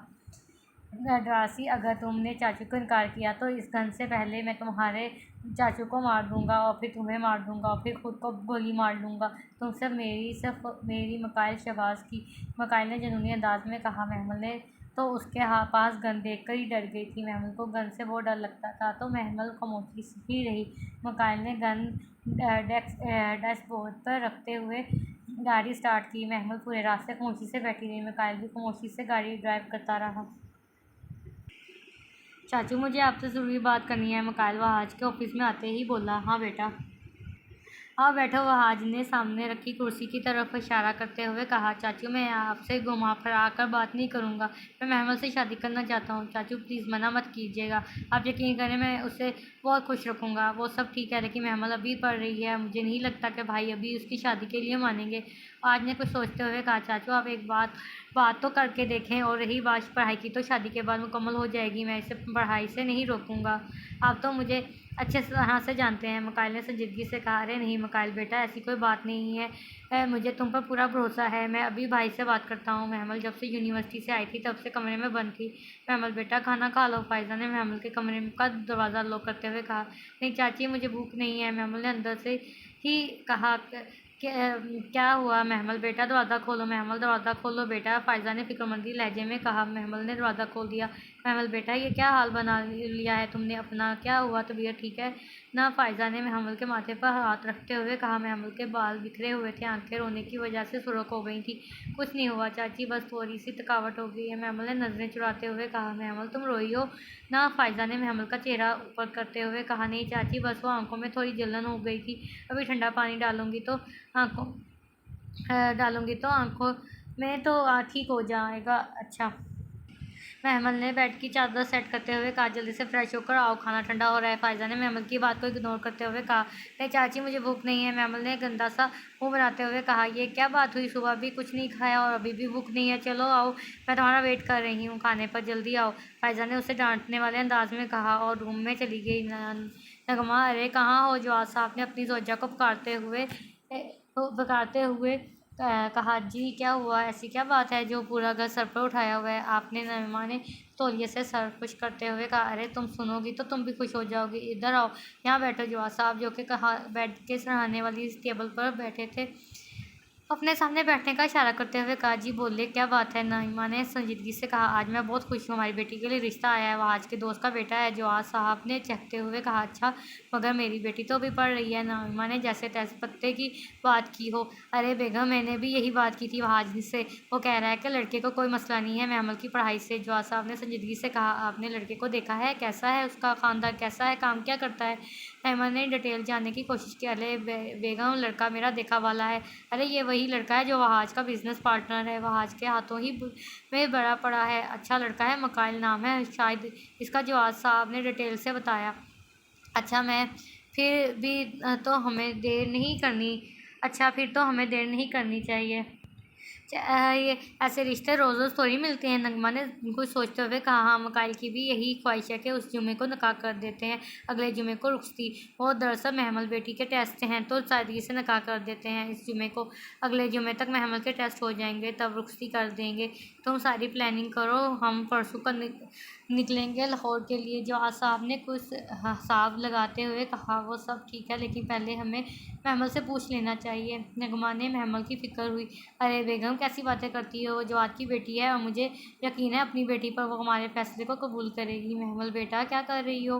फ़ाइज़ा ने महमूद के पास बैठते हुए पूछा। कुछ नहीं चाची जान, बस वैसे ही कुछ नोट्स देख रही थी। खैर आप बताएं, कुछ काम था तो मुझे बुला लिया होता। महमूद ने नोट्स समेटते हुए कहा। वो दरअसल मुझे तुमसे कुछ बात करनी थी। फ़ाइज़ा ने महमूद महमल के हाथ पर हाथ रखते हुए कहा, चाची आप मुझसे से बड़ी हैं, आपको जो भी बात करनी है खुलकर कहें, बल्कि हुक्म करें। फ़ाइज़ा महमल ने भी फ़ाइज़ा के हाथ पर अपने दूसरा हाथ रखते हुए कहा, शुक्रिया बेटा, मुझे तुम पर पूरा भरोसा है, तुम हमारा मान कभी नहीं तोड़ोगी। देखो बेटा, तुम्हारे चाचू, तुम्हारे बाबा, बल्कि हम सब यही चाहते हैं कि तुम्हारी शादी मकाइल से हो, लेकिन इससे पहले एक बात ध्यान में रखना कि हम तुम पर ज़बरदस्ती मुसल्लत नहीं कर रहे। ये रिश्ता तुम चाहो तो इनकार भी कर सकती हो। एक बात, मकाइल बहुत अच्छा लड़का है, फ़ाइज़ा ने उसे समझाया। नहीं चाची जान, ये आप कैसी बातें कर रही हैं? मुझे कोई एतराज़ नहीं है आप लोगों के फ़ैसले से। आप लोगों ने जो भी मेरे लिए सोचा होगा, यकीनन बेहतर सोचा होगा। महमल ने आंखों में आए आंसुओं को पीछे धकेलते हुए कहा, शाबाश बेटा, मुझे तुमसे यही उम्मीद थी। मैं अभी सबको बताकर आती हूँ। फ़ाइज़ा ने महमल की परेशानी पर भरोसा देते हुए कहा और रूम से बाहर चली गई। मकाइल, मैं तुम्हें कभी माफ़ नहीं करूँगी, कभी नहीं। मैं ये कभी नहीं भूलूँगी कि तुमने मुझे धमकी देकर इस रिश्ते के लिए मजबूर किया है। अगर मुझे चाचू का ख्याल ना होता तो कभी इस रिश्ते के लिए राज़ी नहीं होती, कभी नहीं। काश मिकाइल, काश मैं तुमने सिर्फ मुझे मारने की धमकी दी होती तो मैं एक सेकंड ना लगाती इस निकाह से इनकार करने में। ये सब मेरे साथ ही क्यों हो ना था। महमद सीढ़ियों पर घुटनों पर सर रखे बैठी थी। जवाद साहब की फैमिली भी लाहौर आ चुकी थी। सब लोग बहुत खुश थे सिवाय महमल के। दुनिया जहाँ की उदासी महमल के चेहरे पर थी। कहने को तो यह सादा सा निकाह था, मगर जवाद साहब और वहाज ने कोई कसर नहीं छोड़ी थी तैयारी में। वहाज के कुछ करीबी दोस्त थे और उनके कुछ करीबी रिश्तेदार जो कि लाहौर में ही रहते थे। मकाइल और महमल के निकाह की तकरीब वहाज के घर के लॉन में ही रखी गई थी। मकाइल ने वाइट और ब्लैक कलर की शेरवानी पहनी हुई थी। इसकी सफ़ेद रंगत पर ब्लैक कलर बहुत जच रहा था। वो ब्लैक बिल्कुल एक शहज़ादा लग रहा था। वहाँ खड़ी हर लड़की महमल की किस्मत पर रक्श कर रही थी। मकाइल की नज़रें मुसलसल महमल की खोज में थी। आखिरकार वो घड़ी आ ही गई जिसका मकाइल को इंतज़ार था, और महमल ब्लड रेड कलर का लहंगा को संभालती हुई हलकान हो रही थी। दुआ और महर भी इसके लहंगे को संभालने में मदद कर रहे थे। मकाइल की नज़र जैसे महमल पर जम सी गई थी। महमल को मकाइल की अपनी पर नज़रों की तपिश महसूस हो रही थी। उसे बहुत उलझन हो रही थी। मकाइल भाई ऐसे क्या देख रहे हैं? हाथ दें ना, मदद करें आपी की ऊपर चढ़ने में। महर ने मकाइल को यूं गुमसुम खड़े देखकर कहा। मकाइल ख्यालों की दुनिया से बाहर आया, महमल के आगे हाथ किया। नहीं शुक्रिया, मैं खुद चढ़ सकती हूँ, अल्हम्दुलिल्लाह मेरे पाँव हैं। महमल ने सख्त लहजे में कहा। स्टेज पर चढ़ने लगी। महमल तीसरी स्टेप पर थी कि उसका पाँव मुड़ गया। वो गिरने ही वाली थी कि मकाइल ने उसका हाथ पकड़ लिया। देखा, इसलिए कह रहा था कि मैं अभी गिर जाती तो वैसे बहुत ज़िद्दी हो तुम। मकाइल ने संजीदगी से कहा, आज तो गिर ही जाती, आपसे तो जान छूटती। खरूस महमल कहने के बाद रुकी नहीं, आगे बढ़ गई और मकाइल को सोचकर मुस्कुराया। महमल को देखकर दाईं आंख का गोशा दबाते हुए महमल के पास बैठ गया। ऐसा करके वो महमल को और ज़्यादा तपा गया था। ये जो अहम होते हैं ना, बड़े बेरहम होते हैं। महमल, जवाद आपका निकाह मकाइल शहबाज से किया जा रहा है, क्या आपको ये निकाह कबूल है? निकाह कबूल है। काजी ने निकाह पढ़ाना शुरू किया। महमल, जवाद आपका निकाह मकाइल शहबाज से किया जा रहा है, क्या आपको कबूल है? काजी ने पहली बार कोई जवाब न मिलने पर दूसरी बार पूछा।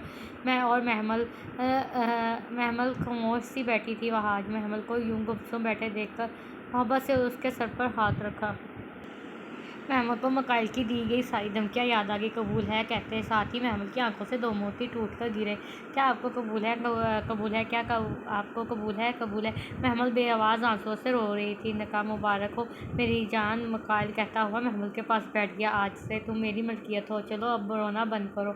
आज के बाद मुझे इन आंखों में आंसू नहीं नजर आने चाहिए। मकाइल ने महमल का हाथ पकड़कर चूमते हुए कहा, क्यों, आपको इससे क्या? मैं चाहे रोऊं या चाहे हंसूं, आपने तो अपनी ज़िद पूरी कर लिया ना, मुझसे निकाह हो गया, आपका शौक़ पूरा। महमल ने कहते हुए झटके से अपना हाथ छुड़ाया। सुनो डरासी, तुम मेरा इश्क हो नहीं, इश्क तो वो छोटी चीज़ है, तुम मेरा जुनून हो, और तुम मेरे जुनून को बढ़ावा मत दो, वरना इस जुनून में से मैं क्या कर गुजरूँगा मुझे खुद नहीं मालूम। मकाइल ने महमल के आंसू साफ करते हुए कहा, हाथ मत लगाएं मुझे, दूर रहें मुझसे। अगर आप मुझसे मोहब्बत करते हैं तो आप ये जानने की कोशिश करते कि मेरी खुशी किस में है, मैं क्या चाहती हूँ। मगर आपने क्या किया? सिर्फ अपने बारे में सोचा, बाकी दूसरों की खुशी कई बाढ़ में। महमल कहते हुए बेदर्दी से आंसू साफ किए। अरे डरासी मेरी जान, इतना गुस्सा इश्क वो नहीं जो तुझे मेरा कर दे, इश्क वो है जो तुझे किसी और का होने ना दे। मिकाइल ने शरारती अंदाज में आंख का गोशा दबाते हुए कहा। वहाँ महमल को तो इसकी इस हरकत से तप गई थी। उठकर जाने लगी। अरे महमल बेटा, कहाँ जा रही हो? महमल जाने के लिए उठी ही थी कि फ़ाइज़ा ने महमल का रास्ता रोक लिया। चाची, मैं इस सब बहुत तंग हो रही हूँ, मैं चेंज करने जा रही हूँ। महमल ने अपना भारी लहंगा पकड़ते हुए कहा। इतनी भी क्या जल्दी है? थोड़ी देर और बैठ जाओ, अभी खाना खाने के बाद मेहमान चले जाएंगे तो चेंज कर ले। या फ़ाइज़ा ने महमल के कंधे पर हाथ रखते हुए कहा। महमल सर हिलाती फीकी सी हंसी देकर बस फीकी सी मुस्कुराहट देकर बैठ गई। हम आपको एक अहम खबर देने चले हैं कि मिकाइल शहबाज एक कामयाब बिजनेसमैन का निकाह हो चुका है। ये खबर खुफिया रखी जा रही, लेकिन हमारे चैनल ने सबसे पहले आप तक ये खबर पहुंचाई है। हम आपको बताते चले हैं कि मिकाइल शहबाज का निकाह हो चुका है। टीवी पर एक ही खबर को बार बार दोहराया जा रहा था। अम्मी अब्बू ताया अब्बू बड़ी अम्मी जल्दी आए। सुंबल जो बैठी न्यूज़ चैनल देख रही थी, न्यूज़ देखकर सबको बुलाने लगी। क्या हुआ सुंबल? सब ने आकर बारी बारी पूछा। ये देखे, मिकाइल ने निकाह कर लिया और हमें मालूम भी नहीं। संबल ने टीवी की तरफ इशारा करते हुए कहा। मुझे तो लगता है ज़रूर कोई मजबूरी रही होगी जो इसने हमें बुलाया नहीं। ये अल्फाज मिकाइल के बड़े मामू के थे। जो कोई बात नहीं, हम जाएंगे मिकाइल की तरफ, तब पूछ लेंगे आखिर बात क्या है। मुझे तो लग रहा है ये खबर झूठी है। मिकाइल के छोटे मामू ने बड़े मामू के कंधे पर हाथ रखते हुए कहा।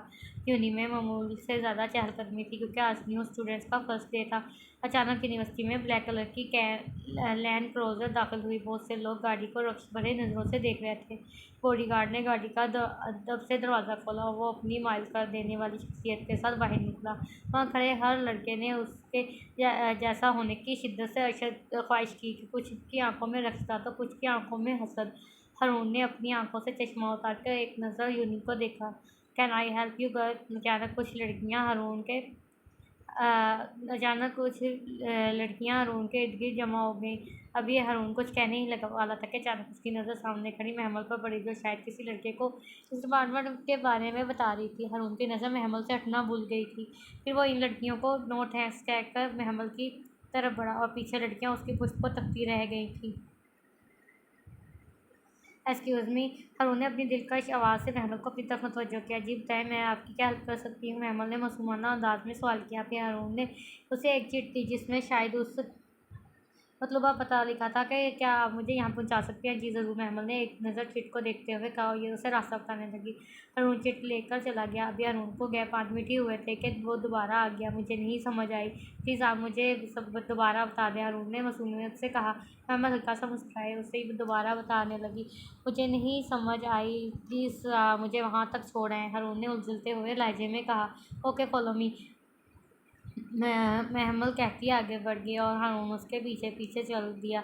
ये रहा आपका डिपार्टमेंट, अब चलने जाएंगे या क्लास तक भी मैं ही छोड़ के आऊँ? महमल ने शरारती अंदाज में कहा। नहीं नहीं, चला जाऊँगा, थैंक यू सो मच, हारून ने संजीदगी से कहा। चले ठीक है, महमल कहते साथ ही जाने के लिए मुड़ी। 1 मिनट, आपका नाम?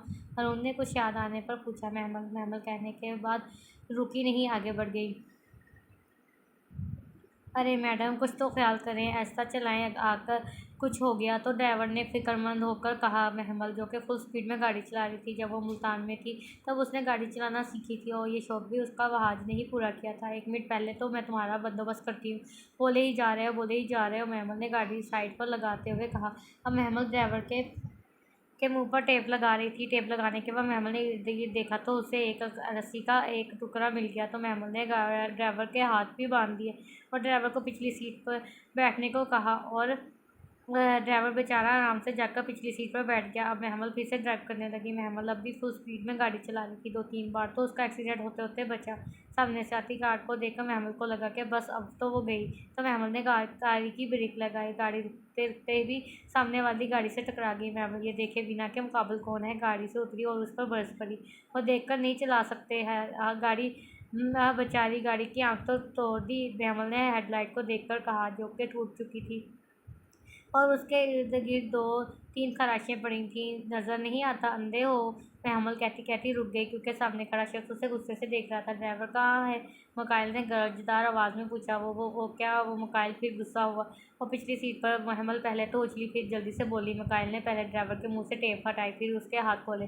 साहब, मैंने मैडम को बहुत रोका लेकिन ये मान ही नहीं रही थी और ज़बरदस्ती मेरे हाथ से चाबी लेकर ड्राइव करने लगी। ड्राइवर ने पूरी बात मकाइल को बता दी। मैं गाड़ी में बैठी। मकाइल ने एक नज़र महमल पर डालते हुए सख्त लहजे में कहा, महमल सर हलाती अपनी गाड़ी में बैठने लगी। अपनी नहीं, मेरी गाड़ी में बैठो। मकाइल ने महमल को देखे बगैर कहा। वो डरी हुई जल्दी से मकाइल की गाड़ी में बैठ गई। पता नहीं अब यह खरूस क्या करेगा। अगर इसने चाचू को बता दिया तो नहीं, अगर चाचू को पता चला तो चाचू मुझे ड्राइविंग करने से मना कर देंगे और डांटेंगे भी। महमल सामने खड़े हुए मकाइल को देखकर, जो ड्राइविंग को कुछ हदायत दे रहा था, खुद से ही हम कलाम हुई। सॉरी, आप प्लीज़ चाचू को मत बताइएगा, मैं नेक्स्ट टाइम ध्यान रखूँगी। महमल ने मकाइल को गाड़ी में बैठे देखकर कहा। महमल बोली जा रही थी। मकाइल दिलचस्पी से उसे देखने में मसरूफ़ था। सफ़ेद रंगत, बड़ी बड़ी आँखें, लंबी घनी मुड़ी हुई पलकें, गुलाबी होंठ, लिपस्टिक से पाक छोटी सी नाक। वो सीधी मकाइल के दिल में उतर गई। मकाइल ने उसके हल्के लबों पर अपनी शहादत वाली उंगली रख दी।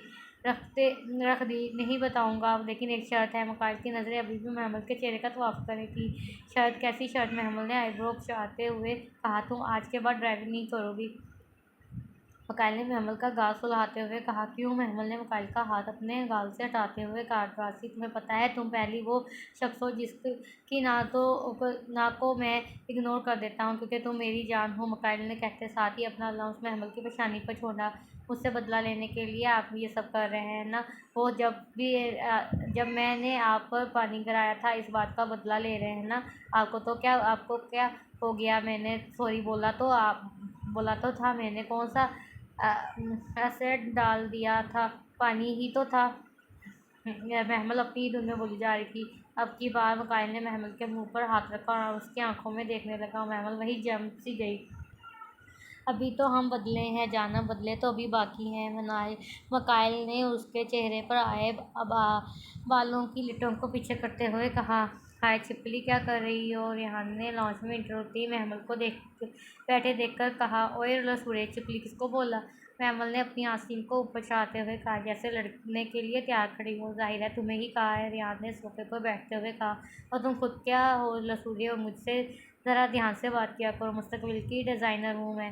महमल ने कहते हुए फर्जी कॉलर खड़े किए। अरे वाह, मुस्तकबिल की डिज़ाइनर, आओ किचन में सबके लिए चाय बनाओ। महमल अभी कुछ बोल ही रही थी कि पीछे किचन के दरवाजे पर खड़ी नाइमा ने आवाज़ लगाई। आ रही हूँ अम्मी, मेरी शादी होने वाली है और सबको अपने कामों की पड़ी है, मेरा किसको ख्याल नहीं है। महमल कहते हुए जूतों को पाँव में घुसरते हुए पाँव पटती किचन में चल दी। अरे और ज़ेर नसीब आपका दीदार भी हुआ, रेहान ने महर को आते देखकर कहा। महर मुस्कुराकर रेहान के सामने बड़े सोफे पर बैठ गई। और सुनाओ, क्या मसरूफियत है आजकल? रेहान ने सीधे होकर बैठते हुए पूछा। कुछ नहीं, बस फ्री। महर ने टेबल से रिमोट उठाते हुए कहा। और तुम बताओ क्या कर रहे हो? महर ने चैनल चेंज करते हुए पूछा। मैं भी बस फ्री सोच रहा हूँ पापा का बिजनेस ज्वाइन कर लूँ। रेहान ने महर को देखते हुए कहा। महर ने नज़रें अब भी टीवी पर ही थी। ये दुआ कहाँ रह गई? महर ने दुआ के रूम की तरफ देखते हुए मुँह ही में बोली। क्या हुआ, कहीं जाना था क्या? दुआ के साथ रेहान ने महर को सुन लिया था। अब महर रेहान को हैरानगी से देख रही थी। मैंने तो इतनी ऐसी से बोला, उसने सुन भी लिया। इतनी गौर से ना देखो, प्यार हो जाएगा। रेहान ने सोफे की पोस्ट से टेक लगाते हुए कहा। प्यार? वो भी तुमसे? सही हो ही ना जाए कहीं, महर ने एक अदा से कहा। मकाइल एक्सरसाइज कर रहा था। साहब आपसे तो मिलने आया है। नौकर ने आपको बताया। कौन है? मकाइल ने संजीदगी से पूछा। पता नहीं साहब। हाँ, उनके साथ ख़वातीन भी हैं। नौकर ने कुछ याद करने पर बताया। अच्छा तुम चलो, मैं आ रहा हूँ। कौन हो सकता है? कहीं वहाँ चाचू वगैरह हो? मकाइल शर्ट पहनते हुए सोच रहा था। अस्सलाम वालेकुम। मकाइल ने ड्राइंग रूम में पहुँचते ही सलाम किया। वालेकुम सलाम, सबने एक साथ जवाब दिया। आप लोग यहाँ? मकाइल ने ड्राइंग रूम पर एक नज़र देखते हुए कहा। आज मेरी याद कैसे आ गई आप लोगों को? और तो आप दोबारा रिश्ता जोड़ना चाहते हैं मुझसे, लेकिन अब मैं आप लोगों को साफ साफ बता दूं, मैं आपसे अब कोई रिश्ता नहीं रखना चाहता। मकाइल को लगा कि शायद वह हाज वगैरह होंगे, लेकिन ये तो उसके मामू वगैरह थे। नहीं बेटा, हमारा रिश्ता ख़त्म ही कब हुआ था जो तुम जोड़ने की बात कर रहे हो? मकाइल के बड़े मामू ने आगे बढ़कर कहा। नहीं, गलत कह रहे हैं आप। हमारा रिश्ता तो उसी दिन उसी दिन ख़त्म हो गया था जब आप मुझे और बाबा को हॉस्पिटल में छोड़कर चले गए थे। आप अच्छे तरीके से जान रहे थे कि हमारे पास ना तो घर है, ना रहने के लिए और ना पैसे थे हॉस्पिटल का बिल पे करने के लिए। ये सब जानते हुए भी आप हमें अकेला छोड़कर चले गए थे। अरे आप इतने ही रिश्तों को निभाने वाले होते तो इस सारे वक्त में हमारे साथ खड़े रहते। मिकाइल ने दहाड़ते हुए कहा, नहीं बेटा, तुम्हें ज़रूर कोई गलतफहमी हुई है। हम तो तुम्हारे साथ बहुत मुखलिस हैं। तुम्हें ज़रूर किसी ने हमारे खिलाफ भड़काया है और मुझे ये काम इसी वहाज का लगता है। अब की बार मिकाइल का छोटा मामू बोला, बस अब और नहीं, मैं वहाज चाचू के खिलाफ एक लफ्ज़ नहीं सुनूंगा। इस रात आप लोग तो अपनी जान छुड़वा कर भाग गए थे और वही थे जिन्होंने हमें संभाला, मेरे बाबा का इलाज करवाया, हमें रहने के लिए घर दिया, मुझे कारोबार सेट करके दिया। आप लोग कहते हैं कि आप लोग मेरे साथ मुखलिस हैं। मिकाइल ने तंजिया लहजे में कहा, बेटा शहबाज भाई कहाँ हैं, नज़र नहीं आ रहे? मिकाइल की छोटी मामी ने पूछा। अब आपको नज़र नहीं आएंगे, कभी नहीं, क्योंकि वो इस दुनिया से जा चुके हैं और की मौत की सबसे बड़ी वजह आप सब हैं। मिकाइल ने सब लोगों पर नज़र डालते हुए कहा, ये कब हुआ और तुमने बताया क्यों नहीं हमें? मिकाइल के बड़े मामू ने हैरानगी से देखते हुए पूछा। उस दिन आप लोगों के जाने के बाद बाबा की तबीयत फिर से ख़राब हो गई। डॉक्टर ने कहा कि उनका ऑपरेशन करना पड़ेगा, लेकिन पहले ऑपरेशन के लिए पैसे जमा करवाएं, जो कि मेरे पास नहीं थे इस वक्त। मैंने खुद को बहुत अकेला महसूस किया। मैं सर झुकाए आईसीयू से बाहर बैठा था। मैंने आप सबको कॉल की, मगर कोई भी कॉल पिक नहीं कर रहा था। मैंने एक दो दोस्तों को भी कॉल करके मदद के लिए कहा, किसी ने भी मेरी मदद नहीं की। फिर मैं इसी तरह परेशान बैठा रहा। तब वह चाचू ने मेरे कंधे पर हाथ रखते हुए मुझे तसल्ली दी, परेशान मत हो मिकाइल, बस अल्लाह से दुआ करो कि ऑपरेशन कामयाब हो जाए। मैंने चाचू को सवालिया नज़रों से देखते हुए पूछा, लेकिन चाचू पैसों का इंतज़ाम हो चुका है और डॉक्टर ने ऑपरेशन भी शुरू कर दिया है। बस तुम दुआ करो। अल्लाह के करम से बाबा का ऑपरेशन कामयाब हुआ और उन्हें 3 दिन बाद हॉस्पिटल से डिस्चार्ज कर दिया गया। हमें वहाँ चाचू अपने घर ले गया। उन्होंने मेरा और बाबा का बहुत ख्याल रखा, लेकिन बाबा सदमे से बाहर ही नहीं निकल पा रहे थे। वो हर रोज़ आप लोगों के बारे में पूछते। उन्हें बस साथ चाहिए था, सहारा चाहिए था अपनों का, जो आप लोगों ने नहीं दिया। मैंने और चाचू ने बहुत कोशिश की बाबा को सदमे से बाहर निकालने की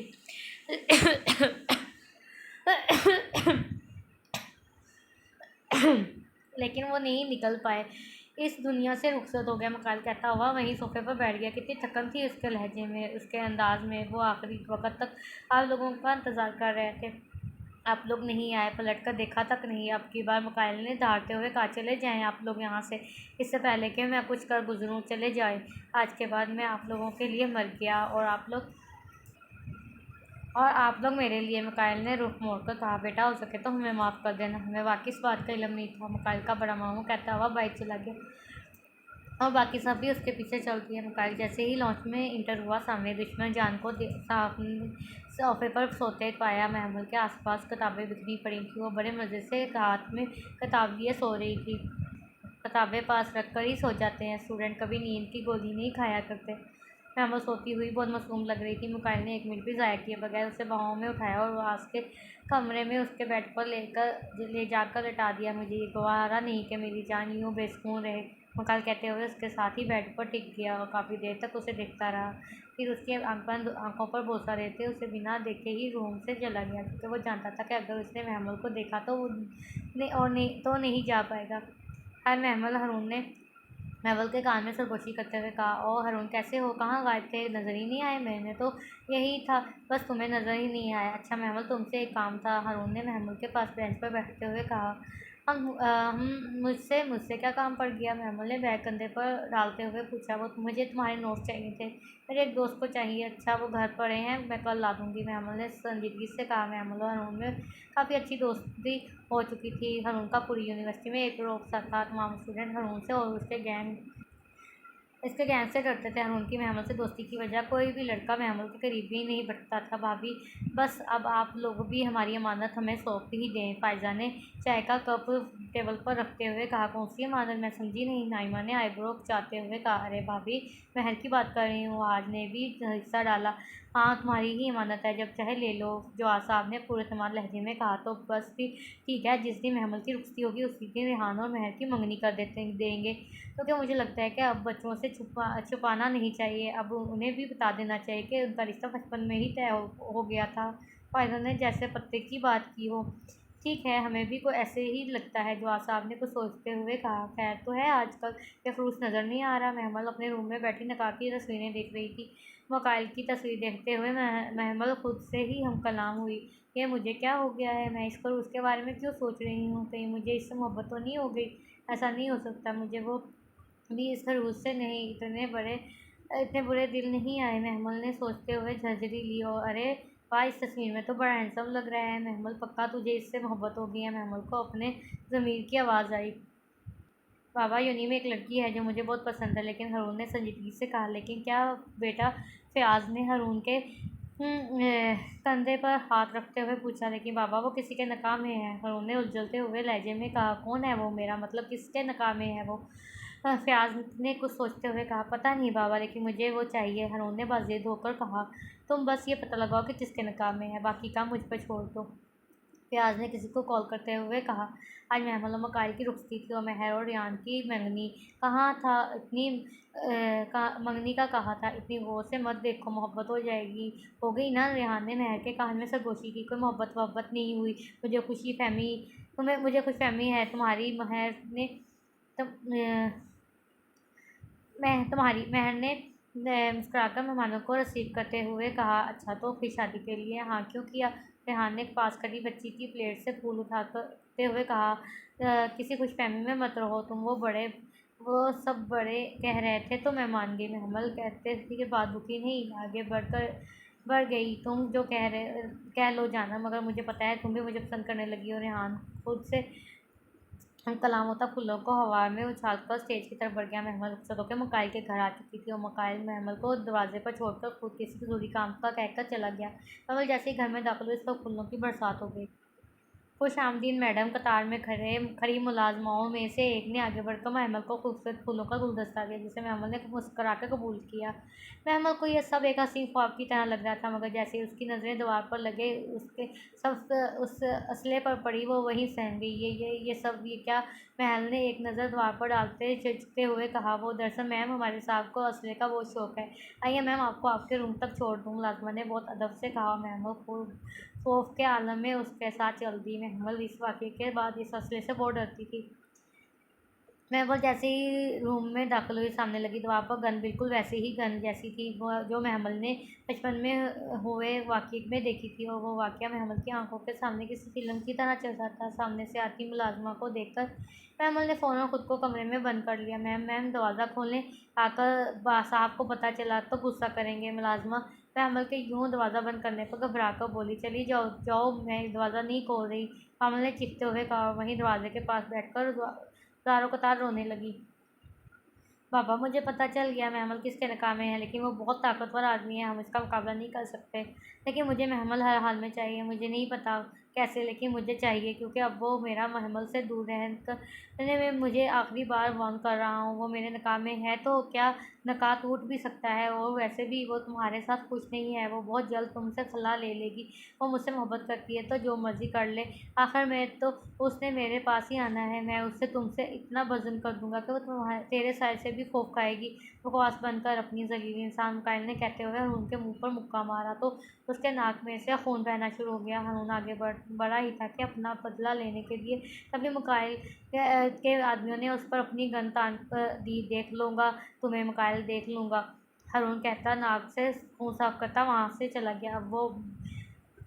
अब वो मेरा क्या बेटा? फ़याज़ ने उसके कंधे पर हाथ रखते हुए उसे ख़याली दुनिया से बाहर निकाला, क्योंकि अब वो मेरी ज़िद बन चुकी है और मुझे महमल हर कीमत पर चाहिए। उसके लिए चाहे मुझे कुछ भी करना पड़े, मैं करूँगा। मैं हारून चौधरी आज तक किसी से नहीं हारा, और मैं महमल को भी हारना नहीं चाहता। मगर वो है कौन? फ़याज़ ने कुछ सोचते हुए पूछा। हमारे बड़े पुराने ताल्लुकात हैं इससे ही, आपके साबका दोस्त का बेटा मुकाइल शहबाज। हारून ने फीकी सी हंसी हंसते हुए कहा, अरे वो उसे रास्ते से हटाना तो मेरे बाएं हाथ का खेल है। फ़याज़ ने हारून के मुकाबले खड़े होते हुए कहा। मकाइल जैसे ही राहदारी पार करता हुआ कमरे की तरफ आया। मुलाजमीन बेचैनी से रूम के बाहर घूम रहे थे। मुलायम दरवाज़ा खोलने और बार बार महमल को दरवाज़ा खोलने का कह रहे थे। क्या हुआ? मुकाइल ने गरजदार आवाज़ में पूछा। मैम साहब वो मैम ने खुद को रूम में बंद कर लिया। हम कब से कह रहे हैं कि पर वो दरवाज़ा नहीं खोल रही। फिर मेरे से एक मुलाजमा आगे बढ़ी और फिक्रमंदी से मुकाइल को बताया, हटो यहाँ से। दरासी थप थप करते, दरासी दरवाज़ा खोलो, मैं हूँ दरासी। क्या हुआ? मुकाइल ने दरवाजे को मसरूफ़ से पीटते हुए कहा। जाओ जाओ जा इस रूम की दूसरी चाबी लेकर आओ। मुकाइल ने मुलाजमा को हुक्म दिया और मुलाजमा उस बाद में सर हिलाती तेज़ी से चली गई। दरासी प्लीज़ दरवाज़ा खोलो, कुछ तो बताओ क्या हुआ है? मुकाइल ने दरवाजे के करीब होते हुए कहा। नहीं मैं नहीं खोलूँगी, आप लोग जाएँ। तो मैंने खोला तो वो मुझे भी मार देगा वो मुझे। आप जाएँ आप। महमल बहुत ज़्यादा डरी हुई थी, लेकिन किससे इस बात का अंदाज़ा मुकाइल भी नहीं लगा पा रहा था। ये ले साहब चाबी। मुलाजमा ने चाबियों के गुच्छे में से एक चाबी निकालकर मुकाइल को दे दी। कि कहाँ सारी मुलाजमा तो कहा सारी मुलाजमत तो मुकाइल के चलाने पर ही वहाँ से रफू चक्कर हो चुकी थी। यह मुलाजमा भी मुकाइल को चाबी थमाते ही जल्दी से भाग गई, ये सोचकर कि कहीं साहब का गुस्सा मेरे ऊपर ही ना उतर जाए। मुकाइल ने जैसे ही दरवाज़ा खोला तो देखा महमल नीचे बैठी रो रही थी। दरवाज़ा खोलने पर महमल अपनी जगह सिमट गई। दरवाज़ा क्यों नहीं खोल रही थी? मुकाइल ने महमल के पास बैठते हुए पूछा। वो मुझे मार देगा, उसने उसे भी मार दिया, अब वो मुझे भी मार देगा। अब आप क्यों आए हैं? आप भी जैसे हैं, आप भी मार देंगे ना मुझे? महमल ने सहम कर मज़ीद सिमटते हुए कहा। नहीं दरासी मेरी जान, कुछ नहीं होगा तुम्हें, मैं कुछ नहीं होने दूंगा। मुकाइल ने महमल को खुद में समोते हुए कहा। महमल की हालत मुकाइल से देखी नहीं जा रही थी, इसलिए मुकाइल ने कर्ब से आंखें बंद कर लीं। नहीं आप भी मार देंगे मुझे, मार देंगे। मार। महमल रोते रोते बेहोश हो चुकी थी। मुकाइल ने उसे उठाया और बेड पर लिटा दिया। मुकाइल ने डॉक्टर को कॉल की। तकरीबन 10 मिनट के बाद डॉक्टर आ गया। देखो मुकाइल, ये किसी से बहुत ज़्यादा डरी हुई है, आपको इसका ख्याल रखना पड़ेगा। उन्हें अकेला छोड़ना खतरे से खाली नहीं है। ये मैं कुछ दवाएं लिख कर दे रहा हूँ, आप इन्हें टाइम पर देते रहें, इंशाल्लाह वो जल्द बेहतर हो जाएंगी। और हाँ, इन्हें बुखार बहुत तेज़ है, तो आप इसके सर पर ठंडे पानी की पट्टियाँ रखें। डॉक्टर अपने प्रोफेशनल अंदाज में कहता चला गया, जबकि मुकाइल किचन से ठंडे पानी का बोल और एक पट्टी ले आया। अब वो महमल के सर पर पट्टी कर रख रहा था कि कौन हो सकता है, आखिर कौन है वो जिससे मेरी दरासी को इस हाल में पहुँचाया है? मुकाइल खुद से ही हमकलाम हुआ। जब मुकाइल की आँख खुली तो उसे अपनी गर्दन पर महमल की गरम गरम सांसें महसूस हुईं। महमल, जो शायद खौफ की वजह से उसके इस कदर करीब थी और मुकाइल की शर्ट को मजबूती से पकड़कर सोई हुई थी। मुकाइल को इस वक्त महमल सोई हुई मासूम लगी। मुकाइल ने उसकी पेशानी पर हाथ रख कर देखा तो बुखार कदरे कम था। उसने न चाहते हुए भी अपनी शर्ट महमल की गिरफ्त से छुड़ाई और उसकी पेशानी पर बोसा देते हुए उसे बिना देखे ही चला गया, क्योंकि अगर मुकाइल महमल को देख लेता तो उसका जाना मुश्किल हो जाता। मुकाइल जैसे ही लॉन्च में दाखिल हुआ, मुलाजमा जो शायद वहाँ की सफाई कर रही थी, मुकाइल को देखकर फ़ौरन सीधी हुई और सर नीचे करके खड़ी हो गई। बाकी सबको भी बुलाओ, मुकाइल ने सख्त लहजे में कहा। मुलाजमा सर हिलाती बिजली की रफ्तार से वहाँ से चली गई। कुछ देर बाद सारी मुलाजिम लाइन में खड़े थे। जब मैं महमल को यहाँ छोड़कर गया तब तक तो वो ठीक थी, इसके बाद क्या हुआ? मुझे सारी रिपोर्ट चाहिए, मुकाइल ने कहते हुए एक नज़र सामने मुलाजिमों पर डाली। साहब जब आप उन्हें छोड़कर गए थे तब वो ठीक थी, उसके बाद भी ठीक रही, लेकिन जैसे जैसे टरो मुलाजमा बता रही थी कि मुकाइल के फ़ोन ने अपनी मौजूदगी का एहसास दिलाया। सर काम हो गया। मुकाइल के कॉल पिक करने पर मुकाबिल ने कहा, गुड मैं आ रहा हूँ। मुकाइल कॉल डिस्कनेक्ट करते हुए नौकरों को आँख के इशारे से जाने का कहा, खुद भी गाड़ी की कीज़ उठाता बाहर निकल गया। क्यों लाए हो मुझे यहाँ पर? मेरे पापा बहुत बड़े आदमी हैं, अगर उन्हें पता चला कि तुम लोगों ने मुझे यहाँ रखा हुआ है तो फिर उसके बाद वो जो तुम्हारा हाल करेंगे उसके ज़िम्मेदार तुम खुद होगे। बकवास बंद कर अपनी। हमारे सर तेरे बाप के भी बाप हैं, हमारे सर के आगे तो तेरे बड़े बड़े सियासतदान नहीं टिक पाते। तेरा बाप तो फिर छोटा सा बिजनेसमैन है। मुकाइल के आदमी ने उसे इस कुर्सी पर बांधते हुए कहा, कौन है तेरा सर? किसके लिए काम करते हो तुम? हैरोन ने गुस्से से चिल्लाते हुए पूछा। सब्र कर, अभी पता चल जाएगा। लो आ गए। मुकाइल का आदमी अभी बात ही कर रहा था कि उससे सीढ़ियों से कोई आता नजर आया। मुझे अंदाज़ा था कि ये काम तुम्हारा ही हो सकता है, बुज़दिल इंसान। हारून ने जब मुकाइल को आते देखा तो खुद को छुड़ाने की बेकार सी कोशिश करते हुए बोला, और मुकाइल उसके इसे बुज़दिल कहने पर फुल तप गया और आते ही उसके मुंह पर ज़ोर से मुक्का मारा तो हारून के नाक से खून बहने लगा। एक बंधे हुए मजबूर शख्स को मारना मेरी नज़र में कोई दलेरी का काम नहीं, बुज़दिल लोग ही ऐसा करते हैं। तुम बुज़दिल हो? मुकाइल आखिरी लफ्ज़ हारून ने डरते हुए कहा। मुकाइल ने दूसरा मुक्का हारून के मुंह पर रसद किया। खोलो इसे, और अपने आदमियों को उसे खोलने का कहा। 1 मिनट, मुझे यहाँ क्यों लाया गया है? हारून खुद को रस्सियों से आज़ाद करवाते हुए सवालिया नज़रों से मुकाइल को देखते हुए पूछ रहा था। मुकाइल की आंखों के सामने महमल का वो रोता हुआ खौफजदा चेहरा आया तो मुकाइल ने क्रोध से आंखें बंद कर ली, बता मारा। अब की बार हारून के होंठ से खून बह रहा था। हारून अभी संभला ही था कि मुकाइल ने इस पर मुक्कों की बरसात कर दी। फिर मुकाइल ने उसका गिरेबान से पकड़कर दीवार में मारा। मैंने तुझे कहा था महमल से दूर रहना, वो मेरा जुनून है और तुमने मेरे जुनून को ललकारा है। अब तो मुकाइल ने हारून के जबड़े को जोर से दबाते हुए कहा और फिर उसे लाते मारना शुरू कर दी। मुकाइल वो जुनूनी अंदाज में इस पीट रहा था। जब वो मरने के करीब हुआ तो मुकाइल के आदमियों ने बड़ी मुश्किल से मुकाइल को हारून को पीटने से रोका। छोड़ो मुझे, मुकाइल ने दहाड़ते हुए खुद को आज़ाद करवाया। हेलो हेलो साहब, मैम कह रही हैं उन्हें जाना है यहाँ से, और उन्होंने ना दवाई ली है ना खाया पिया है, उन्हें बहुत तेज़ बुखार भी है। तुम उसके पास ही रहना, मैं अभी आ रहा हूँ। मुकाइल नौकरानी को हदायत देते कॉल डिस्कनेक्ट कर दी। तुम जलील इंसान, तुमसे तो मैं बाद में निपटूंगा, बांध दो इस कमीने को, मुकाइल कहता सीढ़ियों की तरफ बढ़ गया। मुझे घर जाना है, मुझे नहीं रहना यहाँ पर। महमल ने कब से एक ही रट लगाई हुई थी। नहीं मैम, आप यहाँ से नहीं जा सकती, अब आपको यहीं रहना पड़ेगा, अब आपका घर ही यही है।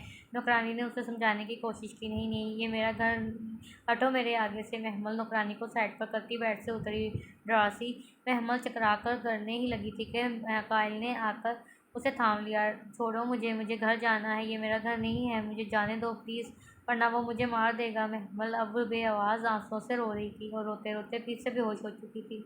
ड्रासी, मुकाइल ने महमल के गाल थपथपाते हुए कहा। जाओ जाकर पानी लेकर आओ। मुकाइल महमल को बेड पर लेटाते हुए नौकरानी से मुखातिब हुआ और डॉक्टर को कॉल करने में मसरूफ़ हो गया। मुझे जल्दी से जल्दी यहाँ से निकलना होगा। हारून अपने हाथों पर बंधी हुई रस्सी को ढीली करते हुए खुद से ही हमकलाम हुआ। उसने आसपास देखा तो कोई नहीं था, शायद सब खाना खाने गए थे। हारून ने आखिरकार रस्सियों से खुद को आज़ाद करवा ही लिया था। और जैसे ही बाहर निकलने के लिए सीढ़ियाँ फिर से ऊपर आया तो सामने मुकाइल के आदमी चारपाइयों पर बैठे बातों में मसरूफ़ थे। वो वापस नीचे आया और इधर उधर देखने लगा कि शायद कोई रास्ता मिल जाए बाहर निकलने का। आखिरकार उसे वो रास्ता मिल ही गया जिसकी उसे तलाश थी। हारून को एक टूटी हुई विंडो नज़र आई, लेकिन वो ऊंची थी। हारून ने बहुत कोशिश की इस विंडो तक पहुंचने की, सब बेसुध थे। हारून को इस कुर्सी का ख्याल आया जिस पर उसे बांधा गया था। उसने वो कुर्सी इस दीवार के साथ लगा दी जिस दीवार पर वो विंडो बनी थी। हारून कुर्सी पर चढ़ा और जंप लगाकर इस विंडो तक पहुंच गया और बाहर निकल गया। महमल के ने होश में आते ही फिर से वही रट लगाई हुई थी। प्लीज़ मुझे यहाँ से जाने दो, वरना वो मुझे मार देगा। मुझे घर जाना है, ये मेरा घर नहीं है। आप क्यों नहीं समझ रहे मेरी बात? बस ड्रासी, बहुत हो गया, अब यही तुम्हारा घर है और मैं तुम्हारा शोहर, और तुम मेरी इजाज़त के बगैर कहीं नहीं जा सकती। सुना तुमने? अब आराम से लेटी रहो यहाँ पर। अब अगर तुमने जाने का कहा तो मुझसे बुरा कोई नहीं होगा। दवाई खाई तुमने? मुकाइल सख्त लहजे में पूछ रहा था। महमल कभी हाँ में सर हिलाती तो कभी ना में। मतलब तुमने नहीं खाई? मुकाइल ने संजीदगी से कहा। हाँ और ना में ही खाऊंगी। महमल ने सीने पर हाथ बांधते हुए कहा। क्यों दवाई क्यों नहीं खानी? मुकाइल महमल के पास से बैठते उसे खोजती नज़रों से देखते हुए पूछा कि ये बहुत गंदी है, खाते ही ऐसा लगता है जैसे अभी वो मीटिंग होगी। महमल कहती बिल्कुल एक छोटी बच्ची की तरह लग रही थी और ऐसा करते वो मुकाइल को बहका रही थी। अच्छा तुम ऐसा करो, आंखें बंद करके खा लो। चलो शाबाश, मुकाइल ने महमल की तरफ टैबलेट बढ़ाते हुए कहा। क्यों? आंखें बंद करने से इसका जायका चेंज हो जाएगा। महमल ने आंखें घुमाकर टैबलेट की तरफ इशारा किया। राशि तंग मत करो यार, खा लो, मुकाइल ने उलझते हुए लहजे में कहा। मैं तंग कर रही हूँ आपको, या आप मुझे तंग कर रहे हैं? ये ज़बरदस्ती दवाई खिलाकर महमल ने अपनी तरफ इशारा करते हुए कहा। राशि मुँह खोलो, मुकाइल ने संजीदगी से कहा और महमल ने थूक निकालते हुए महमल की तरफ देखा। मैंने कहा ना मुँह खोलो। मुकाइल ने अब की बार सख्त लहजा अपनाया। अच्छा खोल रही हूँ, डांट क्यों रहे हैं? महमूद ने थूक निकलते हुए आंखें बंद करके मुंह खोला और मुकाइल ने उसके मुंह में टैबलेट डालते ही उसके मुंह से पानी का एक गिलास लगा दिया। जैसे ही महमूद ने मुंह में टैबलेट गई, महमूद के गंदे गंदे मुंह बनाना शुरू कर दिए। ड्रामे मत करो, आराम करो। ड्रामेबाज आखिरी लफ्ज़ मुकाइल ने एहसास से कहा। हारून अब इस वीरान जगह से निकलकर आबादी की तरफ आ चुका था। हारून अब चलते चलते थक चुका था। जख्मी होने की वजह से अब उससे खड़ा भी नहीं हुआ जा रहा था, लेकिन उसे यह खतरा भी था कि कहीं मकाइल के आदमी उसे फिर से ना पकड़ लें। तभी उसने एक शख्स को रोककर उससे फ़ोन लेकर फ़याज़ को फ़ोन किया और फ़याज़ को सब बता दिया कि कैसे मकाइल के आदमियों ने उसे कैद किया और वो कैसे वहाँ से निकल आया। कुछ देर बाद फ़याज़ का ड्राइवर हारून को बताई हुई लोकेशन पर पहुँच गया। कुछ ही फासला तय करने के बाद हारून फ़याज़ के पास था। बेटा, ये क्या हुआ? तुम्हें मारा है उस ज़लील इंसान? क्यों किया? उस ज़लील इंसान ने तुम्हें कैद? और उनकी शर्ट पर जगह जगह खून के धब्बे लगे हुए थे। इश्क के चेहरे और जिस्म से भी खून रस रहा था। पापा, मुझे लंदन जाना है, अभी मज़ीद यहाँ नहीं रुक सकता मैं। हारून ने बिना अपने ज़ख्मों की परवाह किए संजीदगी से कहा। फर्स्ट एड बॉक्स लेकर आओ जल्दी। फ़याज़ हारून की बात को इग्नोर करते हुए वहाँ खड़े मुलाजिम से मुखातिब हुआ।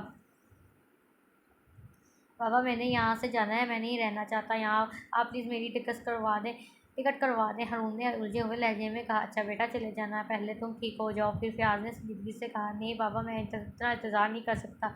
अगर आप टिकट नहीं करवा रहे तो मैं खुद ही करवा लेता हूँ। हारून कहता हुआ उठा तो उसके जिस्म एक ठेस सी उठी। वो बिना उसकी परवाह किए आगे बढ़ गया। मुकाइल, तुझे मैं नहीं छोड़ूंगा। तूने मेरे बेटे को इस हाल में पहुंचा दिया कि वो अपने ही घर में खुद को महफूज नहीं समझ रहा। फ़याज़ खुद से ही हम कलाम होते हुए किसी को कॉल करने लगा। अरे फ़याज़ साहब, आप हम गरीबों को भी याद आ गई आपको। मुकाबिल बोला। एसपी, मुझे किसी के को अंदर करवाना है, वो भी लंबे टाइम के लिए। फ़याज़ ने कुछ सोचते हुए कहा। अरे फ़याज़ साहब, हम तो बैठे ही है यहाँ पर आपके हुक्म की तामील के लिए हैं। आप खुद का बताएं माजरा क्या है। एसपी कुर्सी के बूथ से टेक लगाए हुए था। फ़याज़ ने एक दो खुद से लगाकर सारी बातें बता दी। देखिए फ़याज़ साहब, मैं इसमें आपकी कोई मदद नहीं कर सकता। मुकाइल साहब बहुत बड़े आदमी हैं और यकीनन उनकी पहुंच भी बहुत आगे की होगी। अगर मैं मुकाइल साहब के ख़िलाफ़ कोई भी छोटा केस फाइल करता हूँ, इससे मेरी नौकरी खतरे में पड़ जाएगी। सॉरी, मैं इसमें आपकी कोई मदद नहीं कर सकता। एसपी ने सीधा होते हुए कहा। और एसपी, अब तो मुझसे नमक हरामी करेगा? तेरी नौकरी गई भाड़ में, और इस नौकरी का क्या फ़ायदा जो ईमानदारी से न की जाए। की गई हो सारी ज़िंदगी मेरे टुकड़ों पर पला है तू। बस फ़याज़, आपके मुंह से ईमानदारी की बातें अच्छी नहीं लगती। आपकी सारी काली करतूतों का रिकॉर्ड अभी भी मेरे पास मौजूद है। मैं चाहूँ तो अभी आपको अंदर कर सकता हूँ। आपकी करतूतों की सज़ा यकीनन फांसी ही होगी। फ़याज़ के तो फांसी का सुनकर ही पसीने छूट गए। फ़याज़ ने फ़ोन बंद कर दिया। बाबा, मैं जा रहा हूँ, इंटरनेशनल फ़्लाइट है तो 2 घंटे पहले पहुँच जाना पड़ेगा। हारून ने संजीदगी से कहा। तुम जा रहे हो मतलब टिकट हो गई? फ़याज़ के खड़े होते ही हुए कहा। ज़ाहिर है। मुकाइल की जब आँख खुली तो महमल बेड पर नहीं थी। महमल को बेड पर ना पाकर मुकाइल एक झटके से उठा। उसने जब लाइट्स ऑन की तो महमल वाचमैन के दरवाजे के आगे बेहोश पड़ी डरासी। मुकाइल कहता महमल के पास आया, उसका सर अपने हाथ पे रखते हुए दूसरे हाथ से उसके गाल थपथपाने लगा। डरासी, डरासी, उठो डरासी, क्या हुआ? अब महमल ने अपनी आंखों को मुश्किल थोड़ा सा खोलते हुए कहा। मुकाइल ने महमल को उठाया और बेड पर लेटा दिया। महमल कहते कहते फिर से बेहोश हो गए। डरासी, डरासी, मुकाइल ने फिर से महमल का गाल थपथपाया। पानी महमल ने मुश्किल कहा। अब की बार मुकाइल को उसकी आवाज़ साफ आ गई और मुकाइल ने जल्दी से गिलास में पानी डालकर गिलास महमल के मुंह से लगाया। महमल 2 घूंट ही पानी पिया गया और फिर से बेहोश हो। मुकाइल ने गिलास साइड टेबल पर रख दिया। अब मुकाइल उसकी नब्ज़ चेक कर रहा था, जो कि बहुत आहिस्ता चल रही थी। मुकाइल को कुछ समझ नहीं आ रहा था कि वो क्या करे। मुकाइल ने महमल को उठाया और गाड़ी की पिछली सीट पर हटाकर उसे हॉस्पिटल ले गया। मुकाइल महमल का हाथ पकड़े बैठा था। मुझे माफ़ कर दो डरासी, मैं तुम्हारी हिफाजत नहीं कर सका जिसका मैंने तुमसे वादा किया था। मैं नहीं जानता कि तुम किससे खौफज़दा होते, लेकिन मैं तुमसे पूछ भी नहीं सकता क्योंकि मैं नहीं चाहता कि तुम और ज़्यादा दुख से गुजरो। डरासी, मैं ऐसा क्या करूं जिससे तुम्हारा दुख कम हो जाए? मुकाइल रो देने को था। मुकाइल बेहोश पड़ी महमल से बातें करने में मसरूफ़ था कि उसके फ़ोन ने अपनी मौजूदगी का एहसास दिलाया। सर, वो पेपर्स हमें मिल गए। मुकाबिल ने कहा। अच्छा, तुमने अच्छे से देखे हैं और ओरिजिनल हैं ये ना? मुकाइल ने संजीदगी से पूछा। जी सर, हमने अच्छे से देखे हैं।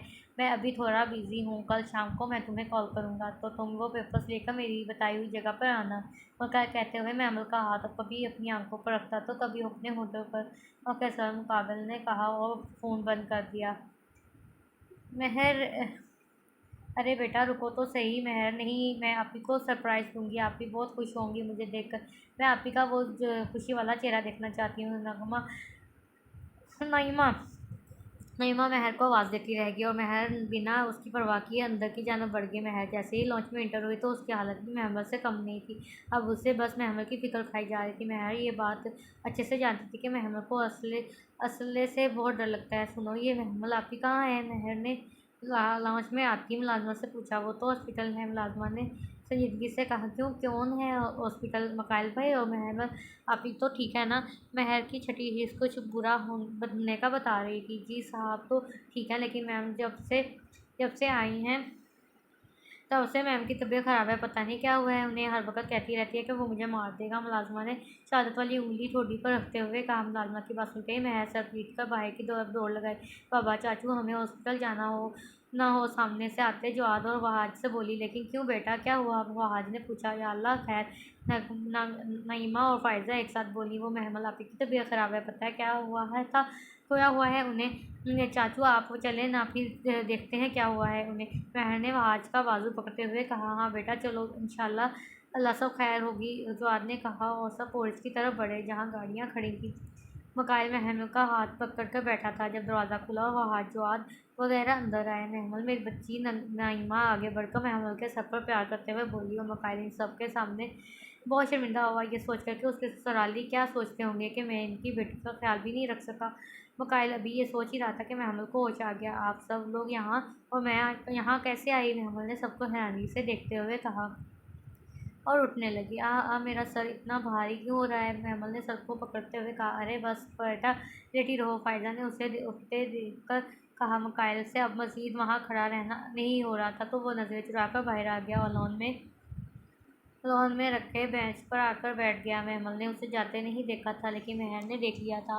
वो आज और जवाद मकाइल की शर्मिंदगी को अच्छे से महसूस कर रहे थे, इसलिए उन्होंने मकाइल को नहीं रोका।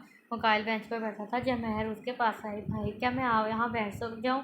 महर ने संजीदगी से पूछा। हाँ बहन, आओ बैठो। मकाइल ने अपनी जगह से थोड़ा सा खिसकते हुए कहा। दोनों काफ़ी देर खामोशी से बैठे रहे। फिर महर ने ही खामोशी तोड़ी। भाई, आपको असले का शौक है? मकाइल ने पहले महर को हैरानगी से देखा, फिर हाँ में सर हिलाया। अगर आपको महमल आपी या असले में से किसी एक को चुनना पड़े तो आप किसको चुनेंगे? महर ने संजीदगी से कहा। महमल मेरी ज़िंदगी है और असला मेरा शौक, तो मैं अपनी ज़िंदगी को चुनूंगा। मकाइल ने हतमी अंदाज में कहा। तो आप अपने आप को अपने शौक की कुर्बानी देनी पड़ेगी। महर ने कुछ सोचते हुए कहा। क्या मतलब? मैं तुम्हारी बात नहीं समझा।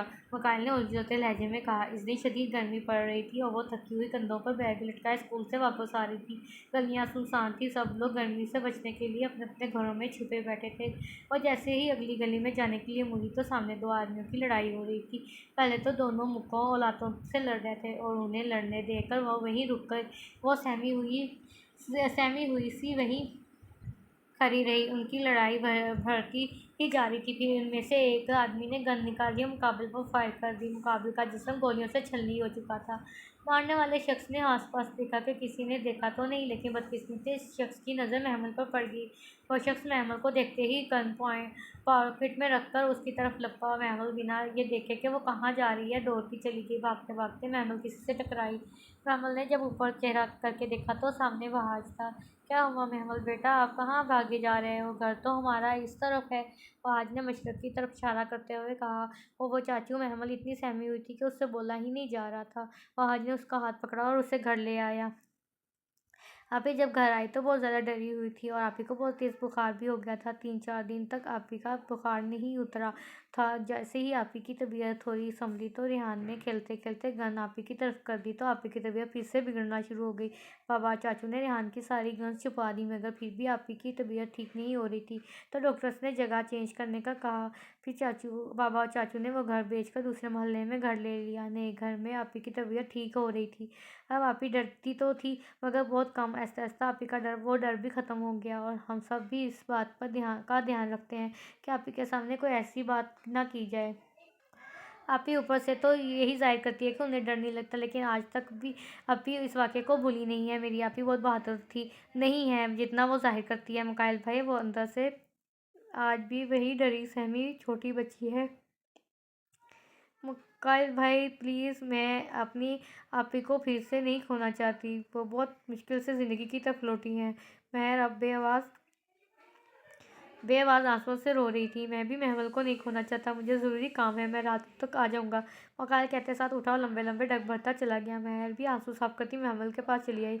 हाँ शावेज़, कहाँ हो? मैं ऑफिस में। सर आप कहाँ हैं? मैं चौधरी हाउस के बाहर खड़ा हूँ। तुम पेपर्स लेकर फ़ौरन ही पहुँचो। मकाइल ने कुछ और हदायत दी और कॉल डिस्कनेक्ट कर दी। 15 मिनट के बाद शावेज़ पेपर्स लेकर पहुँच गया। मकाइल पेपर्स देकर मुस्कुराया। चौधरी हाउस में इंटर हुआ। गार्ड ने उसे रोकने की कोशिश की तो मकाइल ने उसके सर पर गन रख दी तो गार्ड पीछे होता चला गया। अब मकाइल लंबे-लंबे डग भरता अंदर की तरफ बढ़ रहा था। उसके रास्ते में जो भी आता वो उसको गन दिखाता और वो खुद ही बाहर निकल के चूड़ियाँ पहनकर हर वक्त घर में घुसा रहता है। मकाइल ने लॉन्च में रखते सोफे पर बैठते हुए कहा, ये क्या बदतमीजी है, किसी के घर में दाखिल होने की तमीज़ नहीं। हाँ तुम्हारे बाप का घर नहीं है ये। प्यास सीढ़ियों से उतरते हुए आग में गोला होकर बोला, ये बात आपने बहुत गलत की सर। घर तो ये आपके बाप का भी नहीं है, मगर एक सच है जो कि शायद आपको हजम ना हो, लेकिन फिर मैं भी बता देता हूँ। घर ये वाकई मेरे बाप का है। मैं फ्याज घर का है। मकाइल फ्याज के सामने खड़े होते हुए बोला, मुझे लगता है बेटा तुम्हारी तबीयत ठीक नहीं है, जो तुम ऐसी बहकी बहकी बातें कर रहे हो। भूल गए 4 साल पहले तुम्हारे बाप ने खुद मेरे नाम करवाया था ये घर। फ्याज ने संजीदगी से कहा, झूठ बोल रहे हैं आप, और तब भी आपने झूठ ही बोलकर मेरे बाबा के बिजनेस और घर पर कब्जा कर लिया था। लेकिन बदकिस्मती से मुझे सब पता चल गया और मैं तो आपको बताना ही भूल गया। मुझे ये इतनी अहम खबर देने वाला कहाँ है आपका छोटा चौधरी। वैसे तेरी बड़ी तेज़ किस्मत है आपके बेटे की, वो जो मेरे हाथों बचकर निकल गया। हारून यार कहाँ हो? मैं तो तुम्हारा शुक्रिया अदा करने आया हूँ। मकाइल ने हारून को पुकारते हुए कहा, नहीं है वो यहाँ, और तुम भी निकलो मेरे घर से। गार्ड्स लेकर जाओ उसे। फ्याज ने गार्ड्स को पुकारते हुए कहा, एक मिनट फ्याज साहब, आप ऐसा नहीं कर सकते। कानूनी तौर पर यह घर मकाइल का है और आपको गिरफ्तार किया जाता है। एसपी ने लॉन्च में इंटर होते हुए कहा, किस जुर्म में किया जाता है? मैंने जुर्म क्या किया है मैंने? फ्याज दहाड़ते हुए बोला, धोखे से शहबाज साहब की प्रॉपर्टी पर कब्जा करने के जुर्म में, गैरकानूनी छोटे कागजात बनाने के जुर्म में हथकड़ी लगवाओ इसे। एसपी ने अपने आदमियों को हुक्म दिया और उसके आदमियों ने फ्याज को हथकड़ियाँ लगाकर उससे ले गए। एसपी, तूने नमक हरामी की और मैं तेरी नमक हरामी को भूलूंगा नहीं, और मकाइल तुझे भी नहीं छोड़ूंगा मैं, जो तूने मेरे और मेरे बेटे के साथ किया है। फ्याज एसपी को देखकर सारी फ्याज गुस्से से बोलता हुआ जा रहा था। मकाइल फ्याज को गिरफ्तार करवाकर अब अपने घर की तरफ बढ़ रहा था। मकाइल आज बहुत खुश था क्योंकि आज उसने अपने बाप की मेहनत से हलाल कमाई हुई रकम से बनाया घर वापस ले लिया था। हलाल कमाई से खरीदी गई चीज़ आपके वापस आ ही जाती है, चाहे कैसी भी करके आए, क्योंकि इस पर आपका पूरा हक होता है। इसमें आपकी मेहनत और लगन शामिल होती है। मकाइल ने घर पहुंचते ही तमाम मुलाजमीन को जमा किया और उन्हें कुछ हदायत दी। सब मुलाजमीन हुक्म की तामील की। तुम रुको, इधर आओ। इस दिन महमल यहाँ आई तो क्या हुआ था? मकाइल ने एक मुलाजमा को बुलाकर पूछा। साहब, आपके जाने के बाद मैम जैसे ही लॉन्च में दाखिल हुई तो उन्होंने इस असले का पूछा। वो इस असले को देखकर बहुत डर गई थी।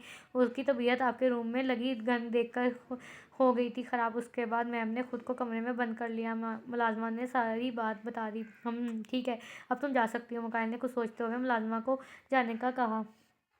लसुड़ानी आया। दुआ महमूद से संजीदगी से पूछा, नहीं, दुआ का आज पेपर है तो वो इसलिए इसे लेकर गया है। ड्राइवर आज छुट्टी पर है, वहाज ने बताया। महमूद बार बार दरवाजे की तरफ देख रही थी। उसे मकाइल का इंतज़ार था और उसका इंतज़ार ख़त्म हो गया। अरे मकाइल बेटा, कहाँ रह गए थे? वहाज ने मकाइल को अंदर आते देखकर कहा। चाचू, आज मैं बहुत खुश हूँ। एक बहुत ज़रूरी काम था जिसे मैं आज निपटा कर आया हूँ। मकाइल के चेहरे से खुशी साफ ज़ाहिर हो रही थी। अरे भाई, हमें भी बताओ दो, क्यों खुश हो? हम भी खुश हो लेंगे। जवाब साहब ने एक नज़र सबको देखते हुए कहा। जी ज़रूर अंकल, आप बैठे, मैं बताता हूँ। मकाइल ने सोफ़ों की तरफ इशारा करते हुए कहा और फिर मकाइल ने तफसील से सारी बात बता दी। अरे माशाल्लाह, चलो ये तो अच्छा हो गया कि तुम्हें तुम्हारा घर और बिज़नेस वापस मिल गया। वो आज ने मकाइल के कंधे पर थपकी देते हुए कहा। अच्छा मकाइल बेटा, अब हम चलते हैं, तुम फिर कल आना महमल को लेकर। जवाब साहब ने खड़े होते हुए कहा। अंकल, आप लोग इतनी जल्दी जा रहे हैं, थोड़ी देर और रुक जाते हैं। मकाइल ने मासूमियत से कहा। अरे नहीं बेटा, कल हमने मुल्तान भी जाना है, तुम कल आ जाना घर, इसी बहाने थोड़ी गपशप भी हो जाएगी। अच्छा भाई महमल बेटा, अब हम चलते हैं, जवाब साहब ने महमल के सर पर भरोसा देते हुए कहा। सुने, आप मुझसे नाराज़ हैं ना? मैं आपको बहुत तंग करती हूँ ना? मकाइल जवाद वगैरह को छोड़कर जब अंदर आया तो महमूद ने अफसुदगी से कहा। नहीं ड्रासी, ऐसी कोई बात नहीं है। मकाइल ने महमूद के पास बैठते हुए कहा। नहीं, मैं बिल्कुल भी अच्छी बीवी नहीं हूँ। आपको मेरी वजह से शर्मिंदगी उठानी पड़ी बाबा वगैरह के सामने, लेकिन मैं क्या करूँ? मैं जितनी कोशिश करती हूँ वो सब भूलने की, इतनी ही मेरे सामने आ जाता है। मैं आपसे वादा करती हूँ आइंदा आपको आइंदा मेरी वजह से किसी के आपके सामने शर्मिंदा नहीं होना पड़ेगा। महमल ने बेबसी से कहा। महर महमल को सब कुछ सब कुछ पहले ही बता चुकी थी। अरे नहीं ड्रासी, तुम मेरी शर्मिंदगी नहीं, मेरा फ़ख्र हो, भूल जाओ सब कुछ। आज के बाद ना तुम इस बारे में कोई बात करोगी, ना मैं। मुझे पर तो यकीन है ना तुम्हें? मुकाइल ने महमल को खुद से लगाते हुए कहा। हम आप पर तो खुद से भी ज़्यादा यकीन है। महमल भी अपना सर मुकाइल के कंधे पर टिका गई थी। महमल खुद नहीं जानती थी कि वो ऐसा क्यों कर रही है। आज उसे मुकाइल का साथ अच्छा लग रहा था। शायद उसे मुकाइल से मोहब्बत हो गई थी। बेशक नकाह में बड़ी बहुत ताकत होती है। कोई शख्स आपको सारी दुनिया से अजीज़ हो जाता है, सिर्फ 3 बोल के बाद किसी ऐसे शख्स से आप जुड़ जाते हैं तो सारी उम्र आपका साथ निभाता, आपके हर दुख सुख में आपके साथ खड़ा रहता है। नकाह के 3 बोल के बाद हमारी ज़िंदगी तमाम की तमाम चेंज हो जाती है। हम नए सिरे से अपनी ज़िंदगी का आगाज़ करते हैं, नए लोग, नए रिश्ते। हमारी ज़िंदगी और भी हसीन हो जाती है जब हमारा शरीके हयात चाहने वाला हो, कदर करने वाला हो, मोहब्बत करने वाला हो। महमल को अब हॉस्पिटल से डिस्चार्ज कर दिया गया था। अब वो लोग तेज़ी से घर की तरफ बढ़ रहे थे। आपसे एक बात बोलूं? महमल ने थूक निकलते हुए पूछा। हाँ हाँ बोलो, क्या बात है? कायल ने महमल की तरफ देखते हुए कहा। क्या हम घर के बजाय कहीं और नहीं जा सकते? मुझे घर नहीं जाना। महमल ने मासूमियत से कहा। क्यों घर क्यों नहीं जाना? हॉस्पिटल में तो तुमने घर जाने की रट लगाई हुई थी, अब कह रही हो घर नहीं जाना। मुकाइल ने आईब्रो खिंचाते हुए पूछा। बस नहीं जाना ना, आप कहीं और चलें। महमल ज़िद्दी लहजे में कहा। अच्छा और कहाँ जाना है मैडम को? मुकाइल ने गाड़ी रोकते हुए पूछा। आप कहीं भी ले जाएं मगर घर नहीं। महमल ने उलझते हुए लहजे में कहा। देखो ड्रासी, तुम घर से पीछा नहीं छुड़ा सकती, कुछ भी कर लो, आखिर को हमने घर ही जाना है, और जब मैं तुम्हारे साथ हूँ तो तुम्हें किसी से डरने की क्या ज़रूरत है? मुकाइल ने महमल को समझाने की कोशिश की। किसने कहा कि मुझे घर जाते हुए डर लग रहा है? मैं तो नहीं डर रही। महमल ने हकलाते हुए माथे पर आए पसीने को साफ करते हुए कहा। मुकाइल का दिल चाहा उसे सारी दुनिया से छिपा कर कहीं दूर ले जाए। चलो भाई, घर आ गया, मुकाइल ने गाड़ी रोकते हुए कहा। महमल ने थूक निकलते हुए घर की तरफ देखा। मुकाइल गाड़ी उतरा और अब वो महमल के आगे हाथ करके बोला। चलें घर, अब घर जाना पड़ेगा। अगर मेरी फिर से तबीयत ख़राब होगी तो? महमल ने थूक निकलते हुए कहा। नहीं होगी तुम्हारी तबीयत ख़राब, मैं हूँ ना तुम्हारे साथ। मुकाइल अब भी महमल के आगे हाथ किए खड़ा था। नहीं, अगर मैं अंदर गई तो आपसे किया वादा टूट जाएगा। मैं नहीं जा रही अंदर। ड्रासी, वादा तो तुम अभी भी नहीं निभा रही। तुमने मुझसे वादा किया था कि तुम मुझे तंग नहीं करोगी, और अब तुम मुझे तंग कर रही हो। मुकाइल ने संजीदगी से कहा। अच्छा तो फिर चलें। महमल ने कहते हुए मुकाइल के हाथ पर अपना हाथ रखा। मुकाइल उसे लेकर जैसे ही लॉन्च में इंटर हुआ, महमल ने आंखें बंद कर ली। मुकाइल ने पीछे छुप गई। ड्रासी, आंखें खोलो, मुकाइल ने महमल को आगे करते हुए कहा। नहीं, मैं नहीं खोलूँगी। महमल ने मुकाइल का हाथ मजबूती से पकड़कर कहा। ड्रासी, मैंने कहा ना, आंखें खोलो, मुकाइल ने सख्त लहजे में कहा। महमल ने पहले थूक निकला, फिर आहिस्ता आहिस्ता आंखें खोलनी। जैसे ही महमल ने आंखें खोली, महमल हैरान रह गई क्योंकि पूरे घर की सेटिंग चेंज थी। यहाँ पर वो गन्स लगी हुई थी। महमल ने दीवारों की तरफ इशारा करते हुए पूछा। कौन सी गन्स? मुझे तो नहीं याद यहाँ पर कोई गन्स भी थी। मुकाइल ने गाड़ी की कीज साइड टेबल पर रखते हुए कहा। महमल बहुत हैरान के जब वो पहली बार यहाँ आई थी तो उसने वो गन्स देखी थी, लेकिन अब वो नहीं थी। चलो ड्रासी, अब रूम में चलो, तुम्हें अब आराम की ज़रूरत है। मुकाइल कहता हुआ उसे कंधों से पकड़कर रूम में ले आया। महमल रूम को देखकर और भी ज़्यादा हैरान हुई क्योंकि पूरे कमरे को ताज़ा फूलों से सजाया गया था। सामने वाले दीवार पर भी वो गन मौजूद नहीं थी जिससे महमल सबसे ज़्यादा खौफज़दा हुई थी, बल्कि उसकी जगह पर मुकाइल और महमल के नकाब की तस्वीर बड़े से फ्रेम में लगी हुई थी। आपने ये सब कुछ मेरे लिए किया है ना? महमल ने मुकाइल की तरफ देखते हुए पूछा। नहीं तो मैंने तुम्हारे लिए तो नहीं किया। वो दरअसल मेरी दूसरी बीवी आने वाली है, मेके से आ रही है 1 माह बाद, तो मैंने उसके लिए ये सब किया है। मुकाइल ने संजीदा से कहा। अच्छा, वो फिर आप मुझे क्यों लाए हैं यहाँ पर? हटे मेरे रास्ते से। महमल ने गुस्से से कहा। अरे कहाँ जा रही हो? तुम ही तो हो मेरी पहली, दूसरी, तीसरी और चौथी बीवी। मुकाइल ने महमल का रास्ता रोकते हुए महमल का नाक दबाते हुए कहा। पक्की बात? महमल ने ऊपर मुंह करते हुए कहा, क्योंकि वो मुकाइल के कंधे तक आती थी। बिल्कुल पक्की बात। मुकाइल ने महमल की पेशानी पर बोसा देते हुए कहा। गम के बादल छट चुके थे। अब उसकी ज़िंदगी में सिर्फ खुशियाँ ही खुशियाँ थी। कुछ पाने के लिए कुछ खोना पड़ता है। मुकाइल ने महमल को पाने के लिए अपने शौक़ को तर्क कर दिया था। कभी कभी हमें ऐसे फैसले करने पड़ जाते हैं जिसके बारे में हमने कभी सोचा भी नहीं होता। ख़त्म। अच्छा नावल था। वी होप आपको भी पसंद आया होगा। खैर, आप सबसे रिक्वेस्ट है कि प्लीज़ चैनल को ज़रूर सब्सक्राइब करें, बेल आइकन के बटन को भी प्रेस करें ताकि मैं जो भी नावल अपलोड करूँ उसकी नोटिफिकेशन आपको मिल जाए और आप आसानी से नावल रीड कर सकें। और वीडियो को लाइक करना बिल्कुल भी नहीं भूलिएगा। तो इंशाल्लाह नेक्स्ट वीडियो में नेक्स्ट नावल के साथ मिलते हैं। तब तक के लिए अपना बहुत ख्याल रखें। अल्लाह हाफ़िज़।